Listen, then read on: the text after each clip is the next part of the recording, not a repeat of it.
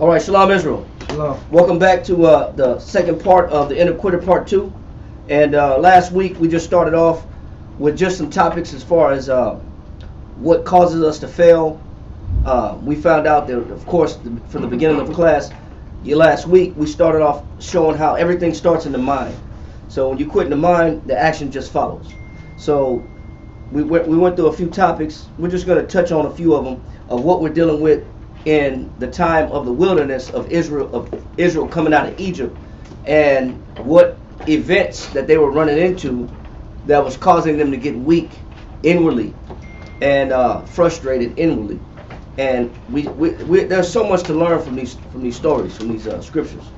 But we're going to touch back on just as a reminder of where we were, and then we're going to continue on from last week. But first and foremost, we want to say shalom at the water for watching. The water for everybody that comes out, both in class and online. Shout out and shalom to all our brothers that teach this truth, that are affiliated with our camp in Richmond, Virginia, in Norfolk, Virginia, Rochester, New York, Houston, Texas, and so on and so forth, in California, New Mexico, but also a strong salute to Brother Cabo Cobb down in Guatemala, teaching in multiple languages. Catch him on different topics and different days. He's also here once a month on the last Sabbath of every month. I mean, last Friday of every month. What's Sabbath? And then shalom to Amiataza out in London. Teaching this truth, spreading it abroad. The idea is to fish as many people as we can, spread this gospel, and as we see the approach of Yahweh Shai is coming even that much more quicker. As far as what I heard today on the news radio, just a quick excerpt on just current events. Stock market went down like 13%, 15%. So there's not a lot of confidence in the stock market. Not a lot of stock market, not a lot of confidence whatsoever with people putting their money in certain areas, in different holdings. There's not a lot of confidence in amongst investors. So, as people lose confidence, last week we talked about dude jumping out the building for Bed Bath & Beyond, CEO. People losing confidence, but as people lose confidence in the society, we got to gain our confidence in the Most High and Yahweh Shai, and Yahweh Shai. So that's where we need to put our focus and put our bets and put our investments and put our time. Because you think you can put time on this society, nobody knows. There's always this, we don't know when things are going to change. We just got to wait and see. Yeah, you can wait and see all you want. But we know over time that this place has hit its height. It's hit its pinnacle, its peak as a civilization. And it's only a decline from this time forth. So, get the door real quick. So as we get closer to the end, we just got to become that much more observant, watchful, careful, and being persuaded, like we talked about last week, in our own minds about what it takes to be convinced of what we need to be doing and why it's so necessary that we run from our errors, our flaws, our mistakes inwardly. You do an examination of yourself, that you be found faithful when Christ returns. All right? And not get caught up on the affairs of this life. All right? Whatever it may be that's pulling on men, you got to cast off those distractions and put your mind that much more on what we're dealing with and what we're looking at as the last days. So with that, let's go ahead and jump back to where we were in Exodus chapter 15, verse 24. Real quick, we're just going to kind of recap on where we were last week. Shalom to everybody online. Shalom to everybody watching in the comment section. Shalom to you and your families and your households. Stay firm and stay strong. Yes, sir. The class again? The Inner Quitter, Part 2. It's just a continuation of last week, but we want to finish. We didn't get a chance to finish it. There are some points that should have been brought out that wasn't. But also, we're going to continue forward from the topic. All right, so shalom everybody for watching, and welcome back. All right, so let's go to Exodus chapter 15, verse 24. We're not going to read everything, just kind of quick recap. Exodus 15 and verse 24. And the people murmured against Moses, saying, what shall we drink? All right, so last week we were finding out that only 3 days out of Egypt, the people were doing what? Murmuring. They were already murmuring. Only took 72 hours to get out of Egypt. and all they did was run into a little bit of a hardship. By that time, you know, they had ran out a little bit of water, and already they were complaining, murmuring, disputing about their condition. Forget about crying. the Most High. Right, just totally forgot how the Most High just showed them a notable miracle, which every single man in this truth has seen the Most High work, and has seen the Most High come through at some amazing times that you had no idea how things were going to work out. You had no idea how things were going to play out, portray in the future events. But you watched the Most High allow you to come through a lot of these things with even much more faith than you had previous to the situation. But then it doesn't take long as a nation of people that as soon as the Most High does these miracles, that's evident before our eyes, that we just go right, left field, and forget, and we start complaining immediately about our condition. So that's what we read last week, and we're going to finish that. Go ahead and continue with that in Exodus 15. God, Exodus 15 and verse 25. And he cried unto the Lord, and the Lord showed him a tree, which when he had... Yeah. What should we drink? And he cried unto the Lord, and the Lord showed him what? And the Lord showed him a tree. And so the Most High showed him a tree, said, listen, Moses, this is what I need you to do. Put this tree in the water. Go ahead. Which when he had cast into the waters were made sweet. The waters were made sweet. So 2 mistakes Israel made already was denying the powers that they seen right before their own eyes by complaining. We know we read this from Matthew 6 and 30 last week. What does Matthew 6 and 30 say? Somebody grab that. Somebody else read that real quick. Matthew chapter 6 verse 30. Also we read this last week.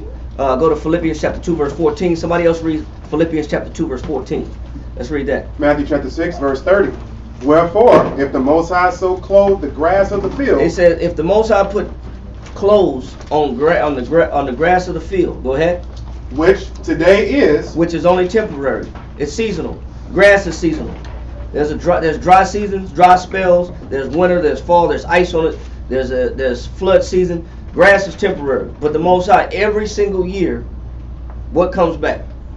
Grass. Grass green again. During the spring, the early rain, the April showers bringing May flowers, like the old saying goes.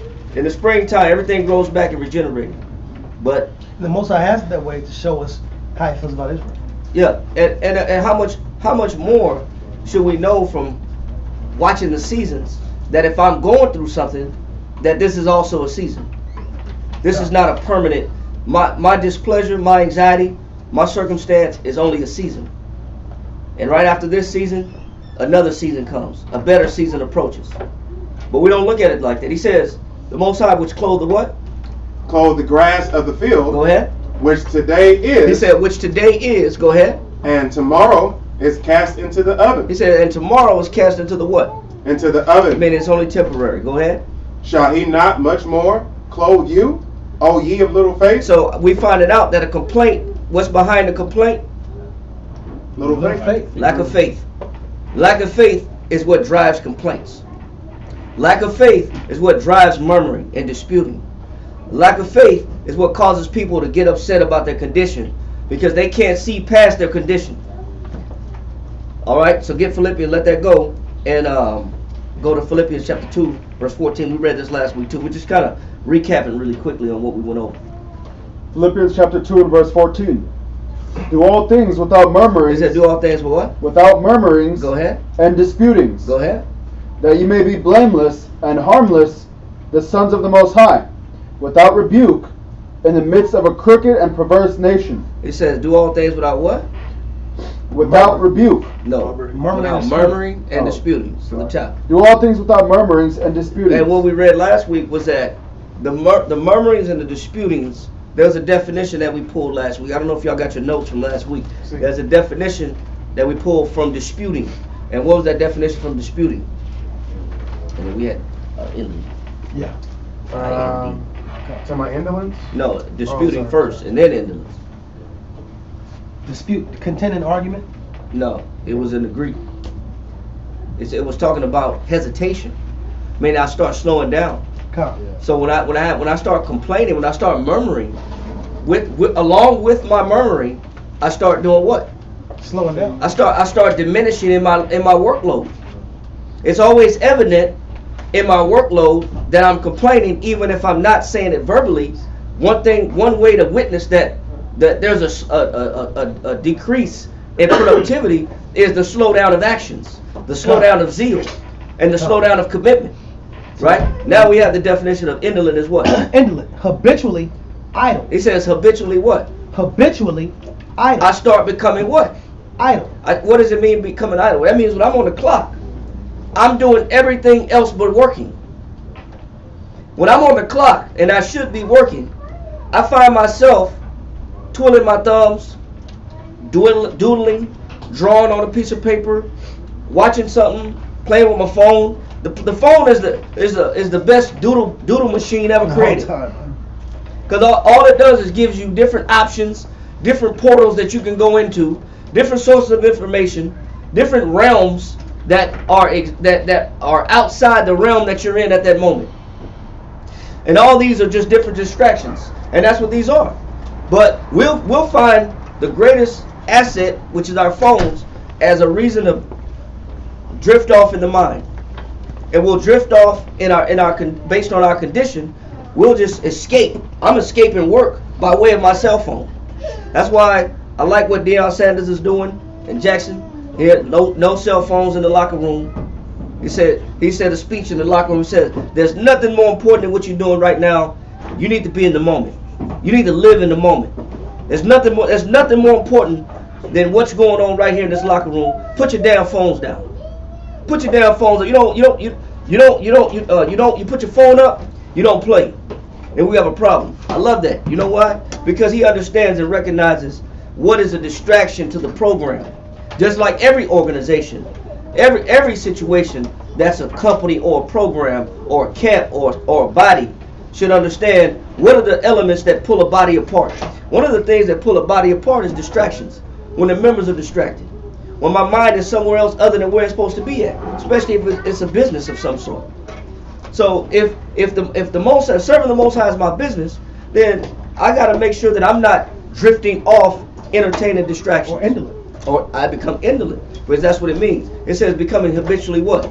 Idle. Idle. The phone is just an instrument that makes it easy to become idle. But even idleness started in the mind. And where does it start in the mind? Because you told yourself what? I got time. I should be working, but I tell myself, how much time I got? I got 30 minutes. Or I'm going to just send a quick message. Or I'm going to just take this phone call real quick. Or I'm going to do this real fast. Or I got 30 minutes. 30 minutes turned into an hour. 10 minutes turned into 45 minutes. When you say I'm going to just do this on my phone real quick, next thing you know, you at the job. That's one thing I hate is you go to the grocery store, people on their phone, the cashier, instead of checking your groceries, the damn cashier's on the phone, sending messages. It's already bad enough I got to wait in line for you to check me out. And now when I get to the register, you sending messages. But you can't tell it. It's hard to tell this young generation something. No one wants to be present. Nobody want to be there. Everybody wants to be in their hologram or their own world. Their own portal. Yeah. And that phone ain't nothing but an oracle to your portal. It gets you there. They tell you how to get there. So it's bad enough when you see people that are supposed to be working and they become indolent. Well, unfortunately, that happens in the truth too. Unfortunately, that happens when we serve Christ too. Unfortunately, that happens when we're supposed to be doing the work of the Most High in Christ for the sake of building up His people. We find ourselves growing indolent. We find ourselves becoming habitually what? Idle. Habitually idle. Habitually idle. I make it a routine to just make sure I insert my comfort, that I insert my opinion, that I insert my way into into what I want to do, but I'm actually supposed to be occupied by a job. It's supposed to be about, I'm making it about me. It's an aspect of selfishness. It is. I'm injecting my selfishness. I can't enjoy something if I don't inject my selfishness. Okay, we had a question? We're in, tell them where we at. We're in Philippians chapter 2 verse 14. That's where we at. Philippians 2 and 14. Right. And then we're also, we're in the definition, breaking down the definition of indolent, which is from that disputing, that when a person disputes, They don't. It's a murmur is a groan under the breath that sometimes is heard or not heard. The scripture in Philippians 2:14 says, "Do all things without murmuring and disputing." So sometimes we dispute, but we moan or say something in the dispute, but not all the time it's that way. Sometimes our disputes are in our actions, and when we're disputing in our actions, we may not say it verbally or utter something verbally that can be heard, but it's always reflected where? Actions. It's reflected in the action. So a dispute or a murmur is both ways. It's both a word or an action that says to the Most High, I don't agree with this situation. I don't feel like doing what I'm doing. I'm not in agreement with whatever's at hand that I'm supposed to be putting my strength to. There's some type of disagreement. Yes, sis. Can you break down habitual? Habitual just means habit forming. Meaning it's a habit. The root word of habitual is just habit. So I make it a habit to become idle. So that's habitual, meaning it's my practice. I practice idleness. I practice slothfulness. I practice laziness. I practice indolence. Indolence, continue on in the definition. It says indisposed to labor. Indisposed to labor. So instead of putting my mind towards more work, I put my mind to more freedom. Yeah. And you know what? Even I'm gonna read this too, because it's a lot of It's the pursuit of freedom. it's the pursuit of freedom. It's a lot of great stones, gemstones up in this. This is American Slavery and American Freedom by Edmund S. Morgan. Right? I'm put it to the camera. American Slavery and American Freedom by Edmund S. Morgan. We're gonna go to page. This particular chapter is talking about the early settlers that arrived in Virginia, that landed off Chesapeake and near the coastline of Virginia. That when they first 3 to 10 years of early settler life in Virginia, they were starving. And anybody remembers? Well, matter of fact, I'm gonna just read it right here real quick. I'm gonna have you read this real quick, W.I. Come.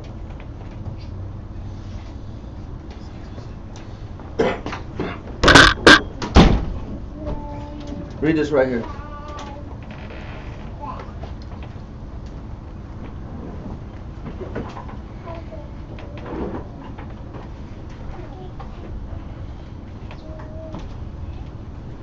Read this right here. The settlers. Come. 1609. All right. This is the third. They had been here at this point in time. They had been there for about 3 years. They had been in Virginia about 3 years. So read that right there. The settlers have fallen. All right. This page 72 on this book right here. American Slavery and American Freedom. Yeah, read that right here. The settlers have fallen into an uneasy truce with the Indians. It said the settlers had fallen into it. This is after 3 years. It said they fallen into an uneasy truce with who? With the Indians. Read on. Punctuated by guerrilla raids on both sides. So they were both raiding each other's villages. The Indians was raiding the settlers, and the settlers was raiding the villages. The Indians. Read. But they have had plenty of time in which they could have grown crops. It said they had what? They had plenty of time. They had what? Plenty of time. Go ahead. In which they could have grown crops. They had plenty of time to put some seeds in the ground. They had plenty of time to replant the Thanksgiving dinner. Yeah. You know, the pumpkin, the squash, the corn. You know, that like they portray the Thanksgiving dinner. Yeah. They could have put all that in the ground by then. Had plenty of time. Go ahead. They have obtained corn from the Indians. Go. You got corn from the Indians. Go ahead. And supplies from England. And they got supplies from England. Go ahead. Just read through. They have firearms.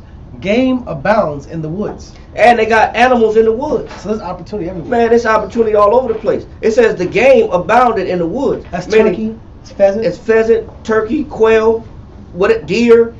And you know how America was before they really swept through the rest of the West. America was full of woods, full of animals. Yeah.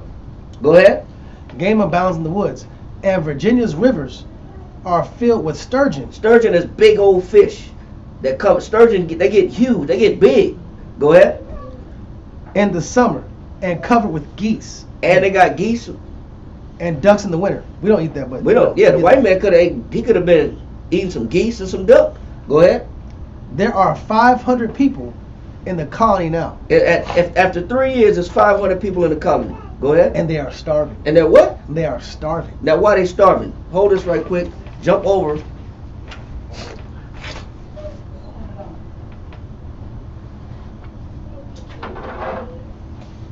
Read right here why they starving.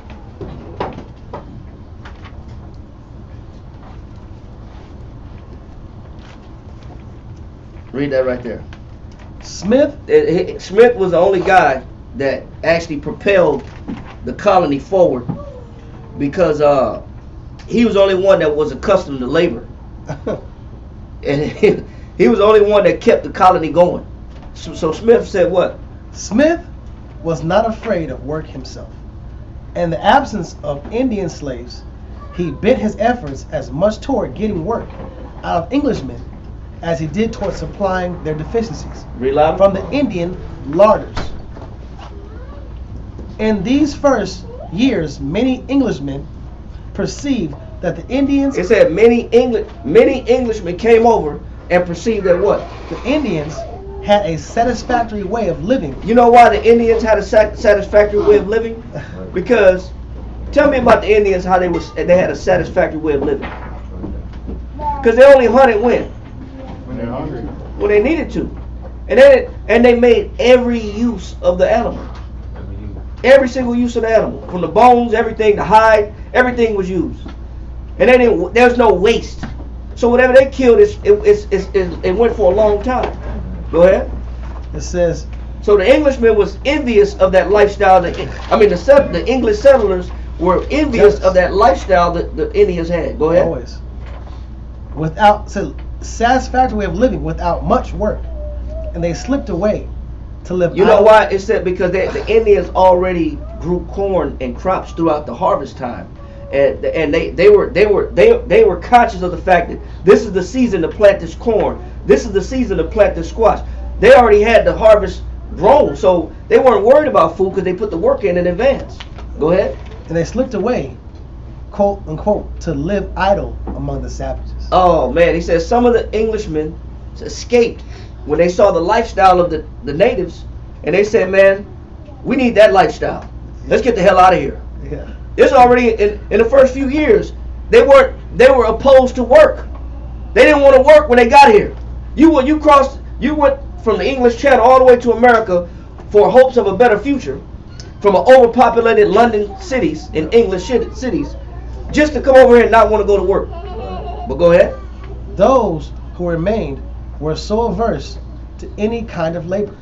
They said they were averse to labor. Man, they didn't want to work. Read. Smith reported that they had not been forced Volans, pre-force to gather the parallel their victual, they would have all have starved. He says if they wasn't forced to work, Smith actually set up work gangs with the English colony settlers to make them go to work. They had a shift and a rotation of work that he forced them to do. He says if I wouldn't have made them work, he said they would have starved. Go ahead. And had eaten one another. How does he know this? Now just jump back to where in the first 3 years. Now read this right here. Finish that right here one more time, really quick. The settlers have fallen into an uneasy truce with the Indians, punctuated by guerrilla warfares on both sides. But they have had plenty of time in which they could have grown crops. But now we know why they didn't want to grow crops. Because they was what? Indolent. They were indolent. They were idle. They were lazy. All them Englishmen was opposed to work. They didn't want to work when they got over here. They saw the Indians like, man, they got an easy life. Why should I go to work? Go ahead. And have obtained corn from the Indians and supplies from England. They have firearms, game abounds in the woods, and Virginia's rivers were filled with sturgeon. Plenty of fish. And summer and covered with geese, ducks in the winter. There are 500 people in the colony now, and they are starving, and they scour the woods listlessly for nuts, roots, and berries. But what they're digging for? Nuts, roots, and berries. They're not planting no corn. They're not planting no crops. They're not they're not even going fishing. They looking for nuts, roots, and berries. Go ahead. And they offer the only authentic examples of cannibalism. They said they what? And they offer the only authentic examples of cannibalism Why? witnessed in Virginia. Why? Read on. One provident man chops up his wife. It said one man did what? Chops up his wife. He was so hungry. This provident man, this man of elite power, chopped up his wife. Go ahead. And salts down the pieces. And he salted her body down. Go ahead. Others dig up graves. And other people dig up what? Graves. And do what? To eat the corpses. Go ahead. By spring, only 60 are left alive. How many started off? 500. 500. By springtime, but that winter was a cold winter. By the time spring came back around, it went from 500 to 60. And what were they eating? They was eating each other. Berries. No, they wasn't eating no nuts. They was eating people with nuts, roots, and berries. Flavored with That's very topped with human flesh, topped with nuts, roots, and berries. So he said out of 500, only 60 remain. Go ahead. Another scene a year No, later. that's it. So he's showing you how even in America, when they first arrived, they experienced suffering because they didn't want to go to work. They had to get slaves. They had to get slaves because they didn't want to go to work. And you know what the Most High had set up for him? He had a nation of people that was breaking his laws, ready for slavery, ready to go to work because we didn't want to find the Most High's work pleasurable. Yeah. We didn't find the pleasure of doing the Most High service. We'd rather sacrifice to devils and serve witchcraft and idols and brujeria and demons and santeria And selfishness and listlessness. and comfort. So the Most High had it set up where out of these 60 people that survived, these 60 people ultimately flourished, and those numbers grew. They had to learn something. That- That was the best of the worst Yeah, left over. yeah, the best of the worst. And had not the Indians gave them corn, they would have ate each other to death. Because they understand they didn't want to work. They were allergic to work. But this happens with us. This is us when it's time to do the work of the Most High. We get allergic to work when it's time to do the work of the Most High. We start slowing down. We become indolent. We grow listless, habitually idle. We look for comfort when it's time to do the service of the Most High. And that's why it says, do all things without what? Philippians 2:14 says what? Do all things without murmurings and disputings, Go ahead. that you may be blameless and harmless, the sons of the Most High. It says so that you may be blameless and harmless to what? The sons of the Most So High. if you're going to be the sons of the Most High, you can't be walking around as a complainer. You can't be walking around murmuring under your breath. You can't be one to slow down because you don't agree with the pace of the work. I'm going to slow down and I'm going to dictate my pace. Later on, we'll go back and pick up on what the other English did when they got here, when they realized that their problem wasn't the fact there wasn't food in abundance. The problem that the English settlers had to deal with was indolence also. We'll read on, pick up later on what they instituted as a means of overcoming this listlessness, as a means of overcoming idleness. And what does the Most High say to do? Go to Ecclesiastes 33. 33:15. Yep. No. Go to 33 and 25. yeah. Come. Ecclesiastes chapter 33, verse 25. If thou set thy servant to labor, thou shalt find rest. It said, if you set your servant to what? To labor, thou shalt find rest. So what is the answer to indolence? Like To quitting. More work. More work. That's the answer. That's what the Most High said. You ain't got to be cruel, but more work got to be put on. Read on. or the man diminishes. Or the man will fail by his own comforts. He'll keep pursuing a relaxed state of mind and a relaxed life. So you got to put on more work. And then physically and spiritually start consuming people around you. Start oppressing people that are my neighbors. Yep. Go ahead. God. But if thou let him go idle, It said, but if you let your servant go what? go idle, and he's growing indolent because he's starting to quit in his mind and murmur in his mind and dispute in his mind, what happens? he shall seek liberty. He shall seek what? Liberty. Just like these English settlers wanted to get the hell out of them damn colonies and run towards a native lifestyle. They were looking for liberty. Just like in every other man, just like us in Egypt, we wanted to go back to Egypt because in Egypt was what? Liberty. Liberty. It was slavery, but you know what? I knew what I was going to eat. I controlled my diet. I could eat what I want, cook what I want. We had fish, we had leeks, we had onions, we had garlic, we had whatever, all the comforts of Egypt. Even though we were damn slaves, we still wanted to go back to our comfort. So read on in that. Come, verse 26. A yoke and a collar do bow the neck. So are tortures and torments for an evil servant. Go ahead. Verse 27. Send him to labor, that he be not idle. Go ahead. For idleness teaches much evil. It said, for idleness teaches what? Much evil. It said, idleness teaches much evil. Go ahead. Set him to work as it is fit for him. Go ahead. If he be not obedient, If he be not obedient, go ahead. put on more heavy fetters. So what is the answer to somebody that's growing indolent, habitually idle, lazy, or they start to slack because they're murmuring and disputing, they don't agree? Double word. Put on more heavy fetters. You put on more heavy fetters. You make their lifestyle even that much more harder. That's how the Most High look at indolence. That's the only cure. You know what the white man realized in the early times of settling America? He did the same thing. Matter of fact, we're going to read that. Read this part right here. Page 80. They prescribe. They prescribed that the settlers be divided into work gangs. So they created work gangs. You know what it took to build America? Some damn work gangs. Some white folks doing work gangs. Go ahead. Much as Smith had divided them, each of which would proceed to its assigned task at regular hours. And he said they had assigned tasks at regular hours. Go ahead. At the beating of a drum. So when you hear that drum boom beat, it's time to go to work. It's time to go to work, bro. That drum go off, it's time to go to work. It's time to perform your hours. Go ahead. The master of each gang would set them to work and not suffer any of his company to be negligent or idle. He said none of them were allowed to be what? Negligent and idle. That's what it took to build America. Even the white man had to come in and crack down on the other white men that was here. He said, I got to put y'all to work. Y'all can't be negligent or idle. Go ahead.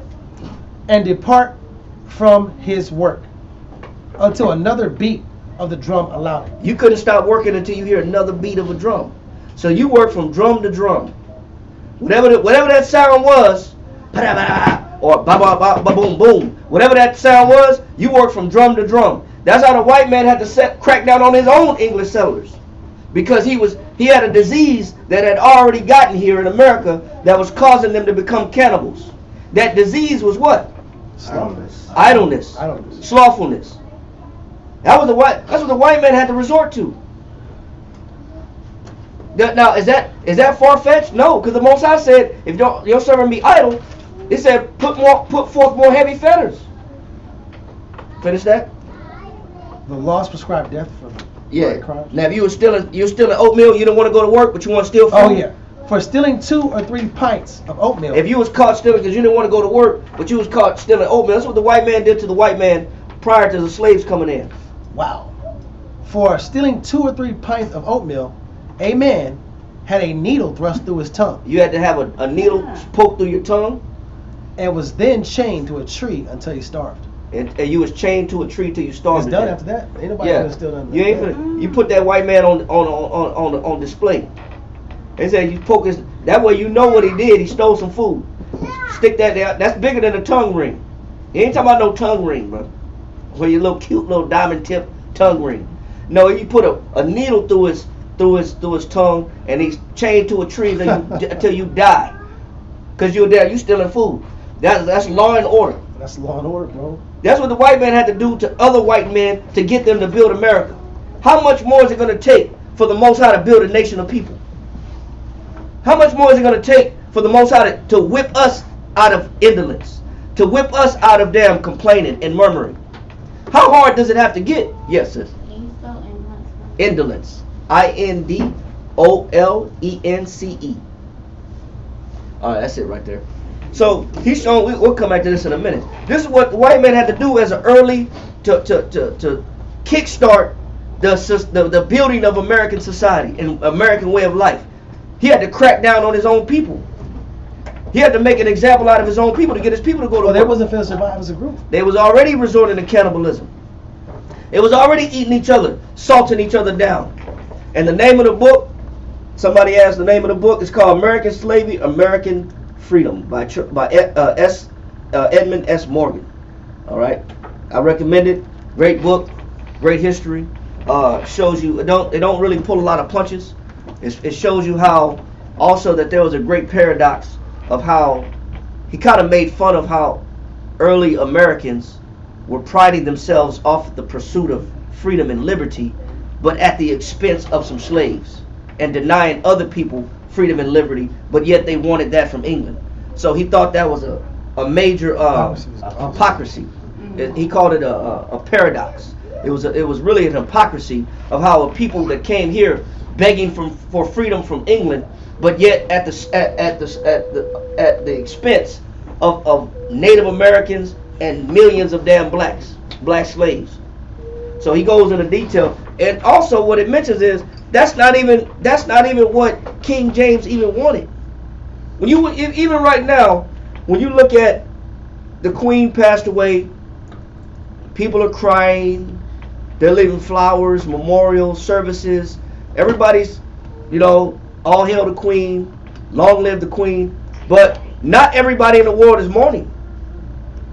And then you got people online and doing interviews like, why should I mourn when England was treacherous to my people in Africa? When it was treacherous to my people in India? You got a lot of people that are countering the death of the Queen with rhetoric like, listen, why should we mourn as a people when we have the history that shows the atrocities done by the English when they got to our country and raped, robbed, and pillaged our land? Why are we mourning the death of the Queen?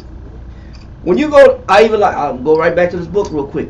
This is what King James said when he found that it was some new land and new territory. This was his order when he found there was some new land and new territory and a new colony in Virginia, in America.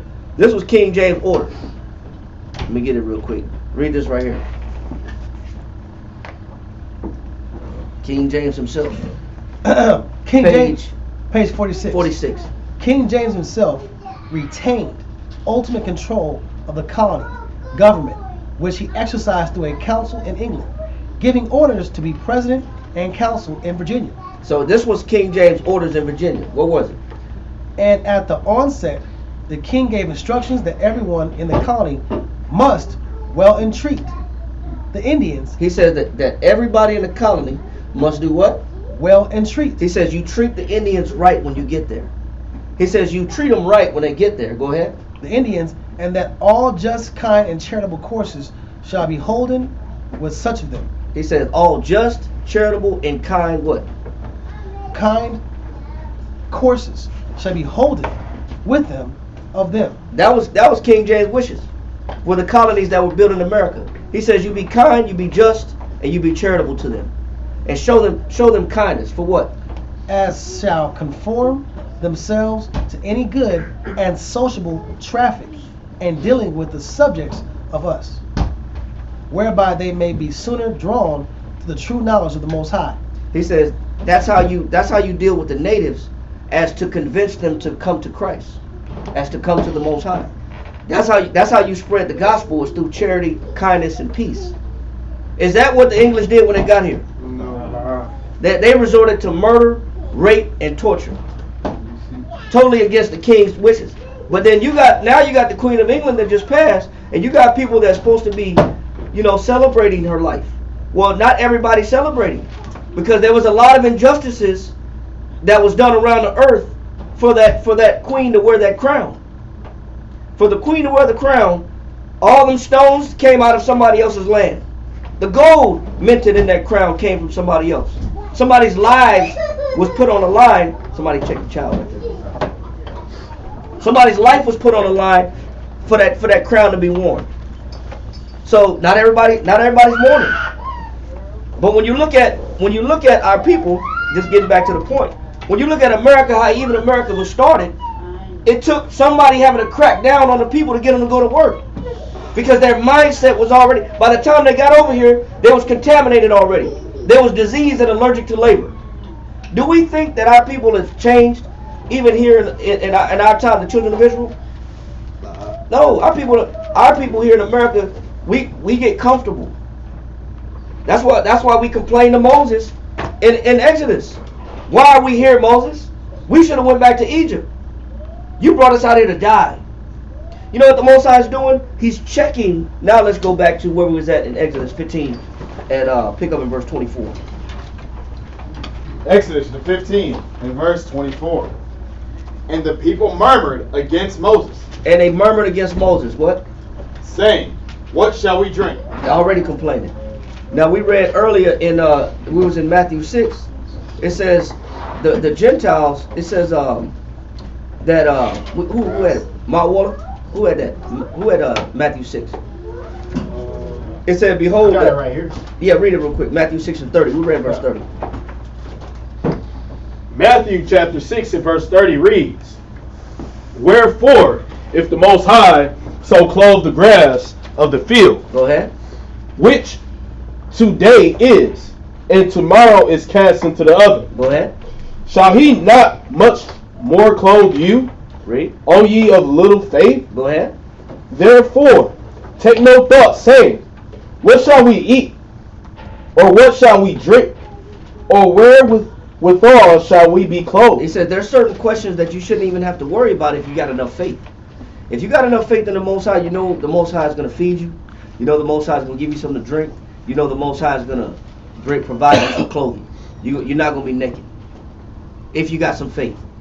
Now you watch the children of Israel come out of Egypt, and after 3 days already doubt the Most High. After 3 days they already doubt the Most High's ability to provide them comfort, shelter, food, and all these other things. So let's pick up on that right there in Exodus 15. Exodus 15 and verse 24 again. And the people murmured against Moses, saying, what shall we drink? And he cried unto the Lord, and the Lord shewed him a tree, which when he had cast into the waters were made sweet. There he made for them a statute and an ordinance, and there he proved them. And he did what? And there he proved them. And what was the purpose of going to the waters of Meribah and the waters being bitter? It was a test. It was a trial. The Most High was trying to determine something. Somebody give me Ecclesiastes chapter 11, verse 25. So you let that go in Exodus. So the Most High does certain things in our life. Certain events happen in our life that are extremely uncomfortable, that leaves us in doubt and in question. But hardly do we ever understand what the Lord is doing. Hardly do we ever understand and comprehend what the Most High is trying to get us to see. A lot of times the message that he's trying to get from you is, what are you going to do once you hit tribulation? What are your actions going to be like once I make your life a little bit uncomfortable and provide you with a little bit of affliction? Read that right there in Ecclesiastes 11 and 25. Ecclesiastes chapter 11 and verse 25. In the day of prosperity, there is a forgetfulness of affliction. It says in the day of prosperity, when everything is good, there's a forgetfulness of what? Affliction. Go ahead. And in the day of affliction, there is no more remembrance of prosperity. Go ahead. For it is an easy thing unto the Lord in the day of death to reward a man according to his ways. Go ahead. The affliction of an hour. It says the affliction of a what? Of an hour. He brought it down not from 3 days. He brought it down to an hour. He said all it takes is a what? Hour. It takes 1 hour. Just somebody catching a little bit of hell. Just 1 hour of being made uncomfortable. And what happens? Maketh a man forget pleasure. It make a man do what? Forget pleasure. Everything Most High did for him. Oh my goodness, man. An hour? It's a bad moment. That's all it takes? It takes a little bit of displeasure.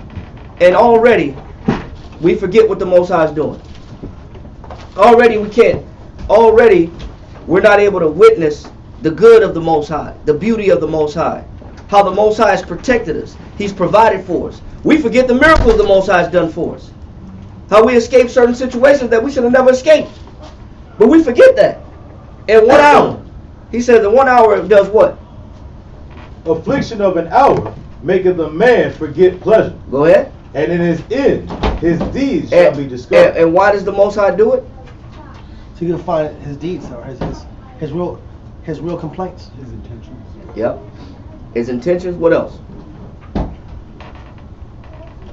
His motives, his faith, his belief.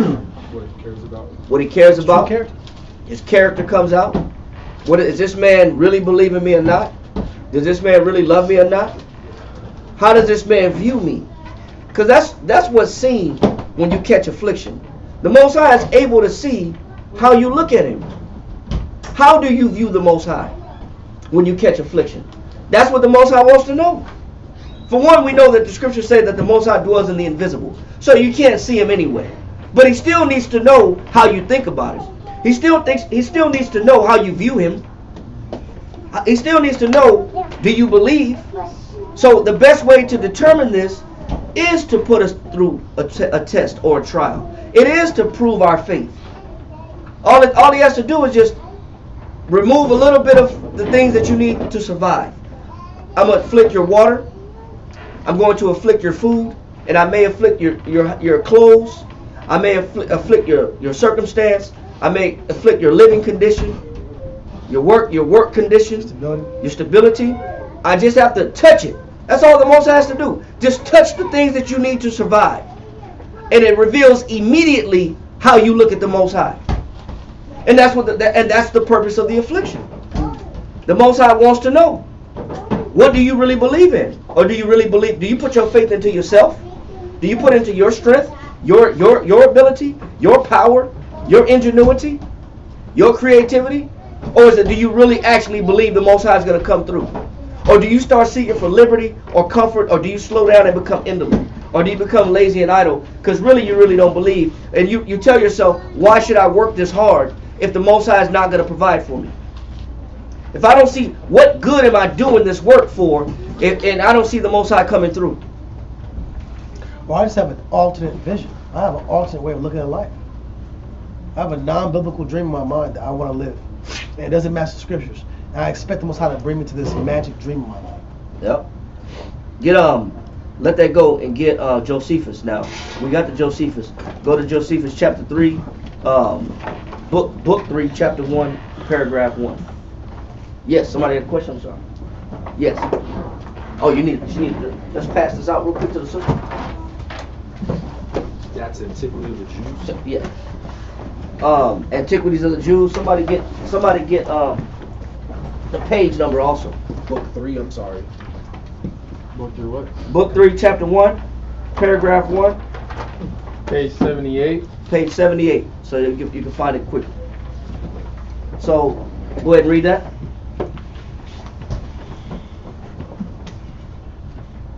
Who's got it? You got it? You got it? Paragraph 1. 78. Page 78. When the Hebrews had obtained such a wonderful deliverance. It says the Hebrews obtained a what? A wonderful deliverance. The Hebrews obtained a wonderful deliverance in Exodus. Go ahead. The country was a great trouble to them, for it was entirely a desert and without sustenance for them. It also had exceeding little water, so that it not only was not at all sufficient for the men, but not enough to feed any of the cattle, for it was parched up and had no moisture that might afford nutriment to the vegetables. So they were forced to travel over this country, as having no other country but this to travel in. They had indeed carried water along with them from the land over which they had traveled before, as their conductor had bidden them. But when that was spent, they were obliged to draw water out of the wells, with pain, by reason of the hardness of the soil. Moreover, what water they found was bitter, and not fit for drinking, and this in small quantities also. And as they thus traveled, they came late in the evening to a place called Marah, which had at that name from the badness of its water. It says from that name, from the what? From which had that name, from the badness of its water. Because that water, the place was called Marah because the word Marah is bitter. That's the water disclosed the events, the circumstance, and the condition of that land. Read on. For Mar denotes bitterness. Thither they came afflicted both by the tediousness of their journey and by their want of food, for it entirely failed them at that time. Now here was a well, which made them choose to stay in the place, which although it were not sufficient to satisfy so great an army, did yet afford them some comfort, as found in such desert places. For they heard from those that had been to search that there was nothing to be found if they traveled on farther. Yet was this water bitter and not fit for men to drink. And not only so, but it was intolerable even to the cattle themselves. It was what? Intolerable even to the cattle themselves. That was the brand of water they was drinking. Intolerable. Meaning they couldn't stomach it. Read on. They couldn't drink it.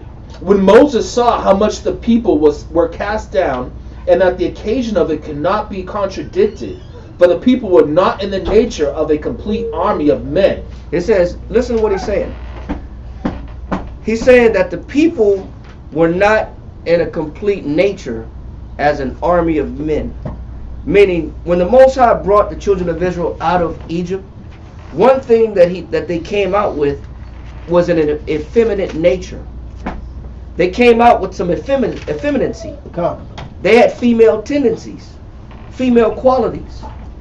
He says they didn't come out with the nature of an army. He's going to explain what he's saying. What does he mean when he says effeminate? He says the nature of a complete. He says for the people were not in the nature of a complete army of men. Read on. Who might oppose a manly fortitude to the necessity that distressed them. It says who may oppose. It says who may oppose a manly fortitude to the necessity that distressed them. So when there was a necessity and there was a need and there was some affliction, how do you oppose affliction? How do you oppose a necessity? How do you oppose tribulation? You oppose it with what? A manly fortitude. He says you oppose it with a manly fortitude. Now what does that mean? What is that manly fortitude? That manly fortitude. Anybody knows what that manly fortitude is? What does fortitude mean by definition? First of all, it's a little different than courage. Courage and fortitude are very close in definition and in meaning, but they're to be distinguished. They're not the same. But fortitude, by definition of fortitude, that strength or firmness of mind or soul. It says what? That strength or firmness of mind or soul. It says it's a certain strength. Or what? Or firmness. Or firmness of what? Of mind or soul. It's what you tell yourself within your mind. It's what you tell yourself in that situation. What do you tell yourself when you hit some distress? What do you tell yourself when you hit some affliction? What do you tell yourself when you're made uncomfortable? What do you tell yourself? Do you tell yourself that it's over? I should quit and give up? Or it's not fair? It's not fair? Or do you slow down because you don't agree with the situation being uncomfortable as it is? Or do you complain that the situation is what it is? Or you blame other people. That why you got me in this situation. What do you tell yourself? That's what fortitude is all about. What do you tell yourself when you're made uncomfortable? When the situation is adverse to you? He says it's a firmness of what? Firmness of mind. A strength or firmness of mind, and what? Or soul. Go ahead. Which enables a person to encounter danger with coolness and courage. It says I can encounter danger with coolness and what? And courage. And he says you only get that usually from a soldier's. He said you only usually get that from an army.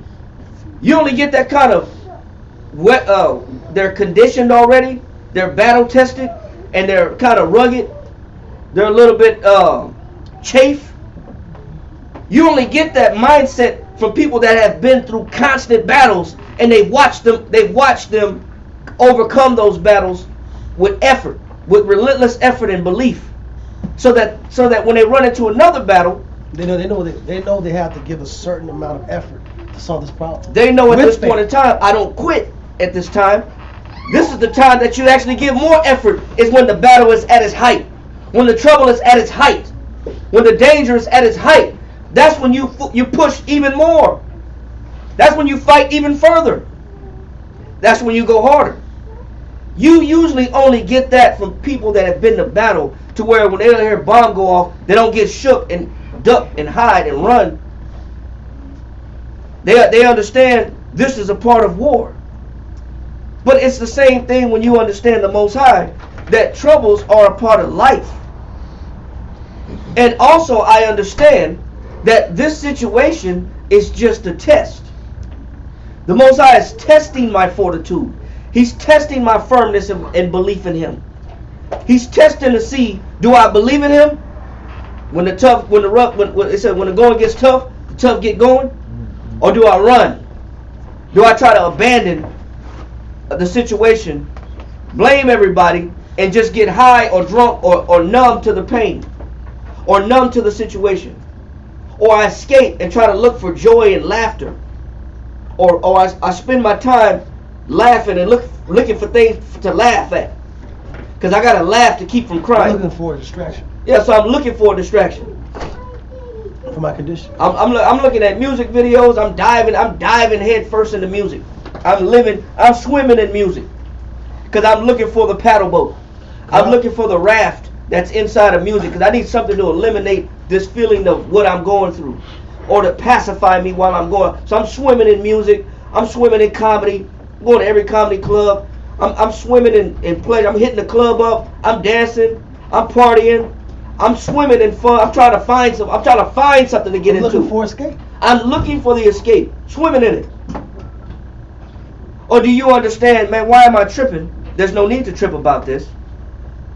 Because I understand this is only a phase. This is only a season. This is not permanent. And the Most High will take care of me. And He's not abandoning me. Everybody don't believe that. Everybody don't have that fortitude developed yet. That fortitude has to get worked out into a person. You have to be put in a multitude of circumstances where fortitude is developed. You got to be put through some different trials, just like a soldier in an army, and different battles, to where you know that this one battle may be uncomfortable, but this one battle is not the end. This is just many battles within this war. Within this war of life, this is one of the circumstances that's necessary. This is one of those necessary evils, so to speak, of what it is that I'm going through. But it's not even evil. Because what it is, it's a trial. It's a testing ground. It's a proving ground. The Most High is trying to qualify me. How does He qualify you as a son of God? To be called the sons of God. How does He qualify you? He qualifies you through tribulation. He qualifies you through being made uncomfortable and having to grind it out and wait it out, sometimes, to be patient until the situation changes. But you don't lose hope. You don't lose faith. You just keep grinding, because you know this is just a season. And I'll get through this. He said that manly fortitude usually only comes by way of an army or from army soldiers. Go to 2 Maccabees chapter 7.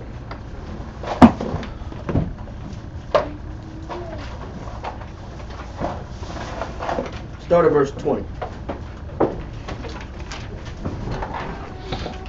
2 Maccabees, chapter 7, verse 20.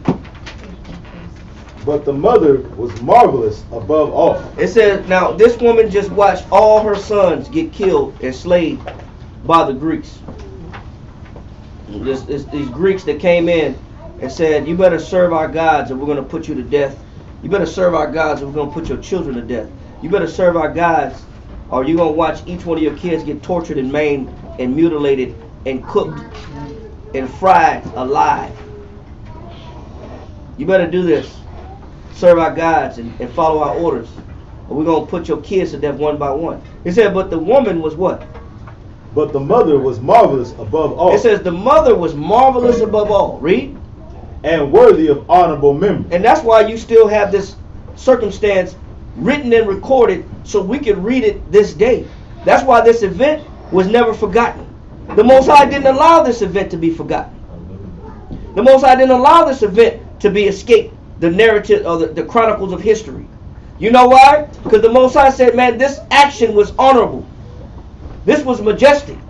This was wonderful. For this woman to sit there and look at her children be mutilated and murdered right before her eyes, what was her posture? Read on. For when she saw her 7 sons slain within the space of 1 day. All her 7 sons that it took. Remember, it take 9 months to make a baby. And it take years to groom each one of them up. She spent a lot of time developing and grooming these children. 7 children? To endure all that and raise them up, and then in 1 day you watch each one of them be slayed by the damn Greco-Roman Empire. In 1 day you watch them all die one by one right in front of your eyes.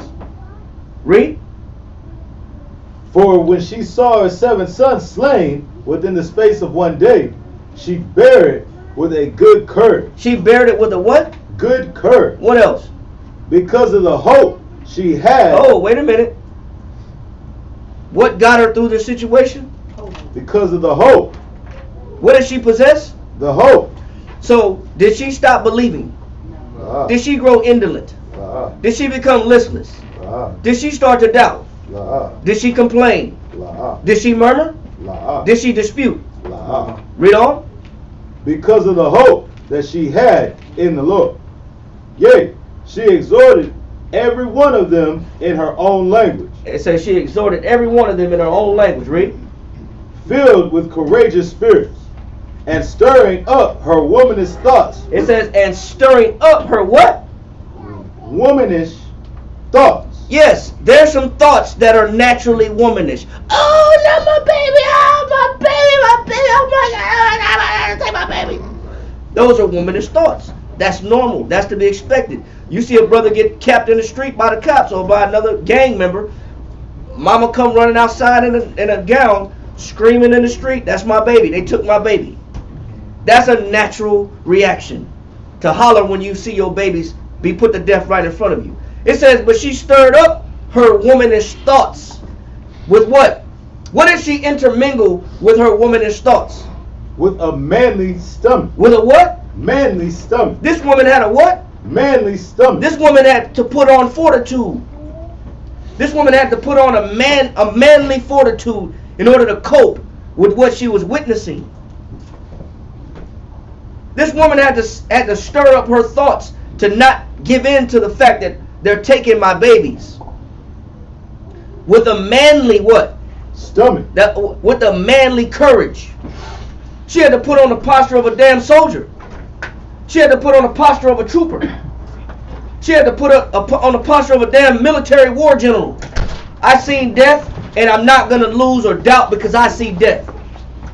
Because in war, you see death in war. And you can't get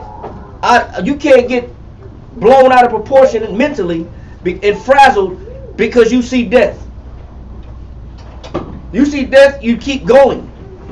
That's a masculine fortitude usually only brought on by soldiers, by warriors. This woman was a warrior. How do you witness your children destroyed right in front of you one by one, and you don't give in to the grief? You don't give in to sorrow. And as a matter of fact, she had put on so much masculinity in her stomach, she even exhorted her children to take the death with pleasure. Take the death and don't worry about it. Read on. She said unto them, I cannot tell how ye came into my womb. He said, I can't tell how the Most High gave you to me. Read. For I neither gave you breath nor life. He said, but I didn't give you breath nor life. I was just a vessel that the Most High used to bring you into this world. Read. Neither was it I that formed the members of every one of you. The Most High fashioned your members as the damn Greeks was cutting them off. Read. But doubtless the creator of the world. He says, but doubtlessly, even though I didn't create you, he says the creator of the world, what? who formed the generation of man and found out the beginning of all things, will also of his own mercy give you breath and life again. He says, but I do have no doubt whatsoever that the Creator will bring you back and give you life again. What was she confident in? The Most High. She was confident in the fact that they would be resurrected, and that this life was not the last time that they would breathe and live again. She said, I'm confident in this. How confident? Enough to not cry like a normal woman to cry. Not to grieve like a normal woman to grieve when she loses her babies or lose her children. What does that take? It takes an extra amount of faith. It takes an excessive amount of belief, an excessive amount of hope to get through these situations. Not even sometimes men have manly stomachs. And that's the truth. Sometimes men don't have that type of fortitude. Sometimes men don't have the ability to stir up their minds and say, you know what? I got enough hope and faith in the Most High. He gonna get me through this. We're gonna be all right. We're not gonna trip about this situation. I'm not gonna trip. You know what? Sometimes it takes your woman to remind you every once in a while, hey, don't trip. You taught me not to trip. So let me do you a favor. I'm not saying take power and control. I'm just saying let me do you a favor. I'm gonna remind you what you taught me. I'm not gonna be high and mighty, even myself. You know, when I first met my rib, I was, listen, you need to have faith. You need to believe, woman. We gonna be all right. We had nothing in the damn house. I mean nothing. We had no spoons, no forks, no plates, no knives. We didn't have a shower curtain. I cut open a trash bag and put it on a curtain rod and use it as a shower curtain. We had no sofa, we had no chair, no dining room table. We didn't have no toaster, no microwave. I was cooking in foil pans, paper plates. We didn't have no chair to eat on. We sat on the floor Indian style. We had nothing. When we conversate in the apartment, you can hear an echo. We didn't have no paintings on the wall. We had no drapes. We had no curtains. We even had no damn rugs. It was an echo when you talk, because we had nothing.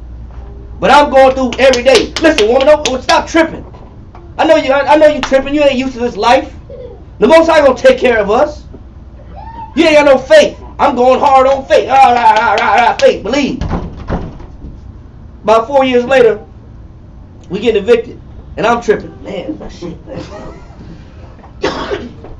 what we gonna do? You know what she had to do? Hey, you taught me believe, so you need to believe. You know what? You're right. Man, you showed this right. I'm tripping. I needed that reminder. I don't need nobody telling me what to do. I just needed that reminder of the fact that I planted that seed, and that seed grew enough to remind me that I was tripping.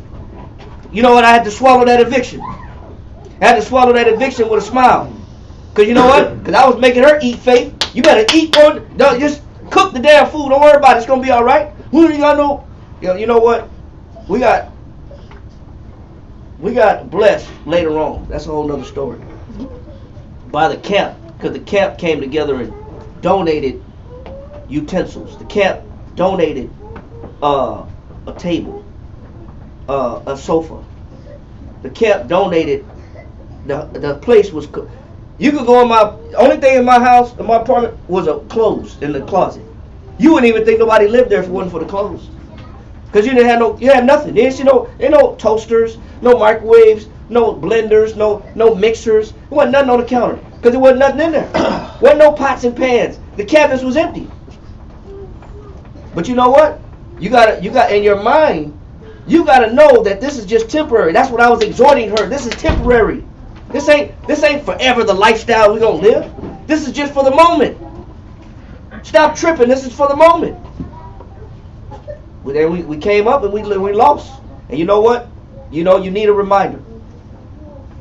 So I'm gonna say this: what you do now, what you instill in your people now, it's not in vain. When you instill courage, when you instill fortitude, and you instill hope in people, it's not in vain. Sometimes that hope comes back and saves you too. Sometimes it come back and reminds you too. That's all I'm saying about that.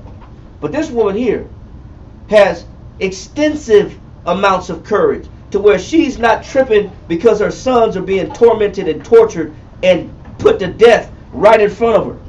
She's not tripping. But we be tripping. We be tripping when things get just a little bit uncomfortable. Food's a little narrow. Bills a little short, a little tight, real tight. You know what I'm saying? Eviction be looming. The damn repo man be cruising around the neighborhood. You looking out the window like, that's the second time he came through. Check your email, see if you got any emails saying when they're going to go ahead and repo the car. Because I've been at work. I've been in the truth and been at work many times, Dawiat included, where you looking out and the repo man right there, and he's connected. He's already connected. He's hooked up. He ain't taking that car off. And you gotta chase him down the street like I did.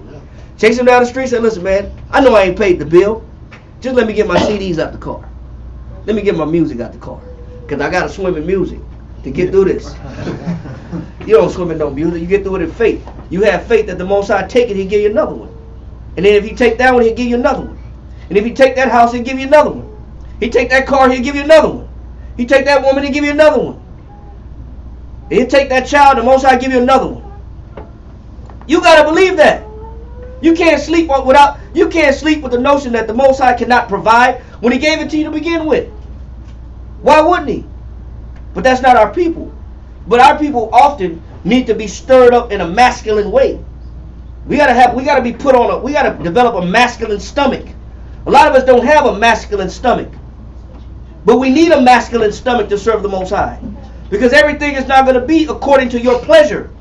Everything is not going to go towards your comfort or the way you want it. Or you're not going to have control over the situation. Hardly ever will you have control. Because the scriptures say the just shall live by what? Faith. Faith. And not by what? Not by sight. And not by sight. So hardly ever you're going to have control. Hardly ever. And it's meant that way. And that's good for you. Because you know what? How else is your faith going to be developed if you had control? How else is your faith going to be developed if you could dictate your circumstance? You wouldn't have no damn faith. That's why it's good that the Most High gives us affliction. It's good. Because it inspires more hope. Read on. God, as ye now regard not your own selves. It says, this is what this mother is telling her children. Don't regard your own self. Don't think about yourself as you suffer. Read. As ye now regard not your own selves for his law's sake. Read. But Antiochus, thinking himself despised, and suspecting it to be a reproachful speech. Oh, he thought she was going to be crying and wailing, and she thought she was going to be grieving, which would have given him pleasure. Read. Whilst the youngest was yet alive, did not only exhort him by words, but also assured him with oaths that he would make him both a rich and happy man, if he would turn from the laws of his fathers. Why do you think the Most High is putting this woman through this? What is he testing? He's testing the fortitude of this family. This family's fortitude is being tested. The fortitude is being tested. The Most High always going to test your fortitude. He's going to test your belief as a family or as an individual. Read. God. If he would turn from the laws of his fathers, and that also he would take him for his friend and trust him with affairs. Go ahead. But when the young man would in no case hearken unto him, the king called his mother and exhorted her that she would counsel the young man to save his life. And when he had exhorted her with many words, she promised him that she would counsel her son. Go ahead. But she bound herself toward him, laughing the cruel tyrant to scorn. What did she do? Laugh. She said, oh yeah, you're trying to convince my son not to die, you're going to give him riches and wealth. She says she stooped down and laughed the tyrant to scorn. Go ahead. Spake in her country language. And she spake in a language that he didn't understand. Because the Greeks, this Greek Antiochus didn't understand what she was saying in Hebrew. Read on.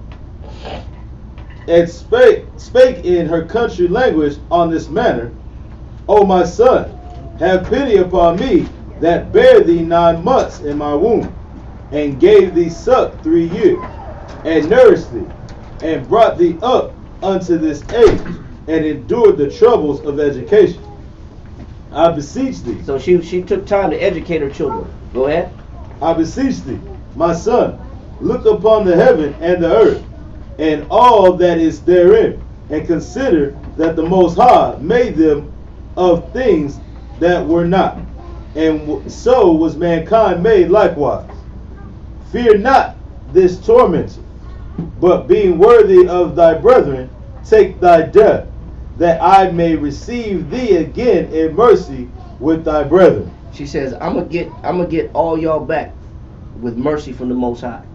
So go ahead and take this death with pleasure. Don't run from it, don't despise it, and don't hate the situation. Take it with death, and I'll get it back. I'll get you back, and I'll get all your brothers back also from the mercy, because the Most High will be merciful to me. She believes that much into the Most High. She's convinced that much that the Most High will raise her children back up, and she'll get to see them again. Read on. While she was yet speaking these words, the young man said, Whom wait ye for? What you waiting on? Go ahead. I will not obey the king's command, but I will obey the commandment of the law that was given unto our fathers by Moses. So obviously she taught her sons the same fortitude. She instilled the same fortitude within her children, to where even her children wasn't afraid, even at the moment of death, to listen and convert and compromise their faith and their belief and sell themselves out for the sake of pleasure, for the sake of a little bit more of a convenience of life. But that's not us. I don't know where that fortitude is nowadays with the nature of our people, because just a little bit of hardship with our people now today, hope is out the window. Faith be out the window. You watch panic come in. And it's a shame that we got the Bible and we got the words of the Most High as instruments of reminders of the level of fortitude that we're supposed to have, but we don't possess it because we're not looking at it the right way. And that's the problem. What the children of Israel didn't learn in Egypt at the waters of Meribah was how to look at the situation, how to look at bitterness. How do you view bitterness? What is your perspective when your life becomes bitter? That's what we don't understand. Let that go and go to Ecclesiastes chapter 13 verse 24. Somebody read that. Ecclesiastes 13 and verse 24. Somebody else get James chapter 1 verse 1. Sorry. Yeah. God. Riches are good unto him that hath no sin. It says riches are good unto him that what? That hath no sin. It's only good when you ain't got no sin. Read on. And poverty is evil. But I want to bring this up. It says, but poverty is what? This is the focus. Poverty is evil to who? In the mouth of the ungodly. It says poverty is evil to the mouth of who? The ungodly. So somebody that doesn't believe in God will view poverty as what? Bad thing. That's a bad thing. That's horrible. What the Most High is sending me through, it's too hard to swallow. It's too hard to bear. This is ridiculous. This is the kind of words. This the kind of words that is produced by people that don't really believe in the Most High. When I hit a wall and the Most High makes me suffer and I have to endure a little bit of poverty, you know it by what my mouth says. It says, "And poverty is what?" And poverty is evil in the mouth of the ungodly. And why is poverty evil in the mouth of the ungodly? Because they don't have no hope. Because they don't have no faith. Because they don't believe. All they see is the bad situation that I'm in. All they see is what I'm going through. All they see is the pain, is the suffering, is the long hours, is the grueling work. All they see is the labor. All they see is the hours. Man, I got 2 more hours to be here. I got 30 more minutes to be here. I got 15 more minutes to be here. I can't wait to get off work. I got to do overtime. I'm going to be here for 5 more hours. It's killing them. Tribulation kills them. Poverty kills them. Labor kills them. Because they don't want to be there because they're looking at the time. how fast and how soon can I get out of this situation? And why does the Most High got me doing this? I just can't wait to do me. That's the goal. That's actually a goal. I can't wait to do me because that's my original intention in the first place. So you know what you see?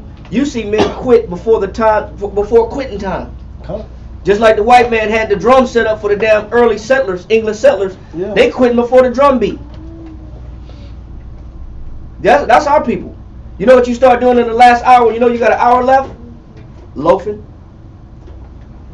When you know you got an hour left, you know what most people do? They don't have no faith. They don't see the Most High got me in this for a reason. And I don't understand why the Most High got me in this situation.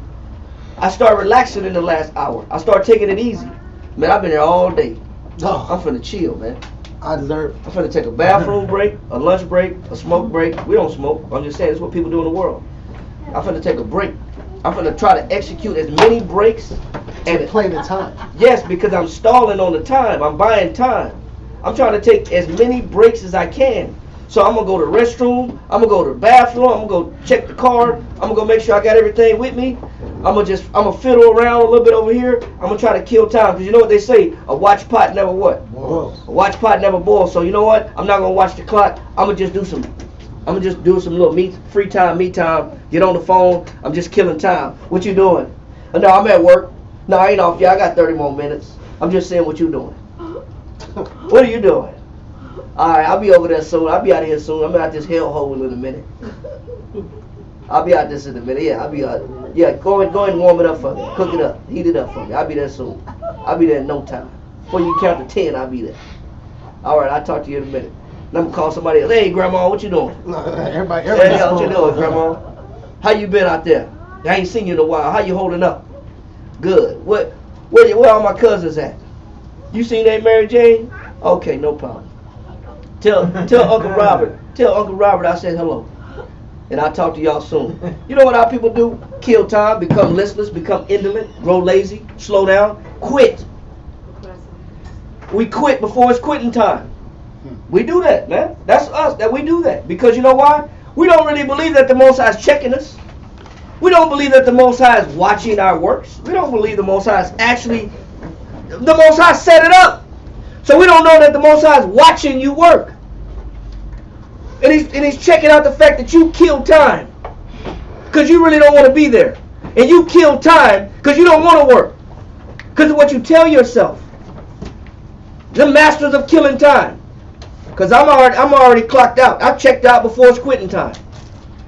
The bell hadn't even rung. And my mind's already at home. What's for dinner?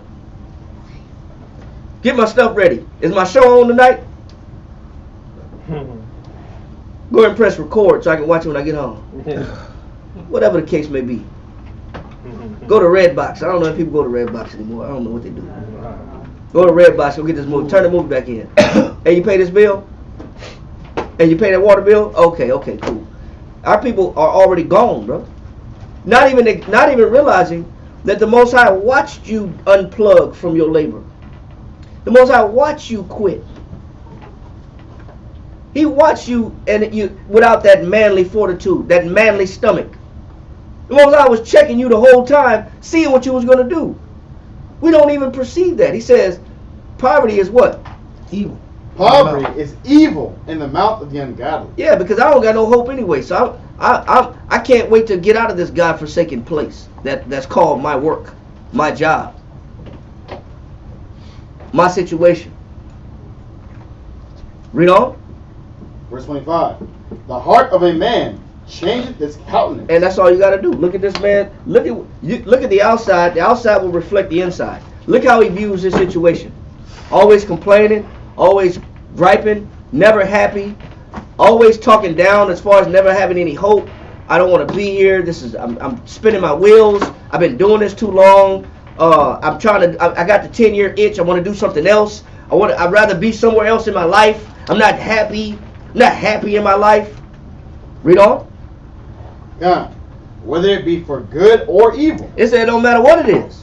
Whether good for evil. Read on. And a merry heart maketh a cheerful countenance. It says and a what? A merry heart maketh a cheerful countenance. It's a thankful person. Yeah. The appreciative person. That's an appreciative person. It says a good heart is a good mind. But they have a good mind towards who? The Most High. They have a good mind towards the Most High. And that's why they don't complain. And that's why they don't murmur.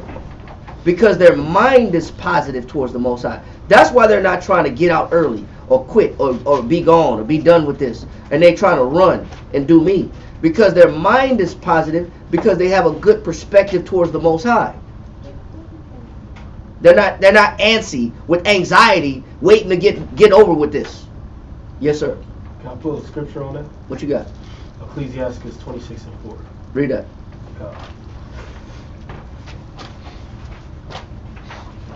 Be quick. I got you. Because we got other scriptures that we're holding, right? God, Come right here. 1:1. Yeah, read that. Ecclesiastes chapter 26 and verse 4 reads, whether a man be rich or poor, if he have a good heart towards the Lord, he shall at all times rejoice with a cheerful countenance. He shall at all times rejoice with what? With a cheerful countenance. With a cheerful countenance. All right, let that go. Read on. That's perfect, because it's the same thing we're saying. This man is happy all the time. Matter of fact, I think we pulled that last week. Read on. Come. Ecclesiasticus 14. Ecclesiasticus 13 and verse 26. A cheerful countenance is a token of a heart that is in prosperity. It's a token which is an evident sign. It's an evident sign that what? That a heart is in prosperity. That the mind is in prosperity. Even though the body and the situation may be full of affliction, full of torment, or opposed to their comfort, but where is their mind at? Their mind is positive. Even though they may be in a situation that they don't like, their outlook is positive. So you don't get no gripes out of this person. You don't get no murmurs out of this person. You don't get no disputings out of this person. You don't get an indolent, lazy, habitually idle person. Because their mind is positive. They don't look at the work as a negative place to be. Or why does the Most High got me enduring this? Why am I going through, like I did many times, evictions and foreclosures, like I had many times, repossessions, child support custody battles. Why am I going through this child support custody battle? I was trying to be a good dad. I was trying to be a good father. All I ever want to do is be a good father. Why me? Why do I got to go through this? Because it's a test. And the Most High is checking your thought process, your perspective. The Most High is examining the way you think when you're tried in this trial, in this furnace of adversity. The Most High got reasons for this. Hold that. Finish that in 27? 26. 26? Read on. God. And the finding out of parables is a wearisome labor of the mind. All right, that's it. Go to Ezekiel 22 and 22. Read that. Still hold James. Still hold James. You can sit down. Somebody else read Ezekiel 22. Start at verse 17. Ezekiel chapter 22, verse 17. And the word of the Lord came unto me, saying, Son of man, the house of Israel is to me become dross. He says, Son of man. He told Ezekiel, go to the children of Israel. He says, Son of man, the children of Israel to me have become what? Dross. What does that mean?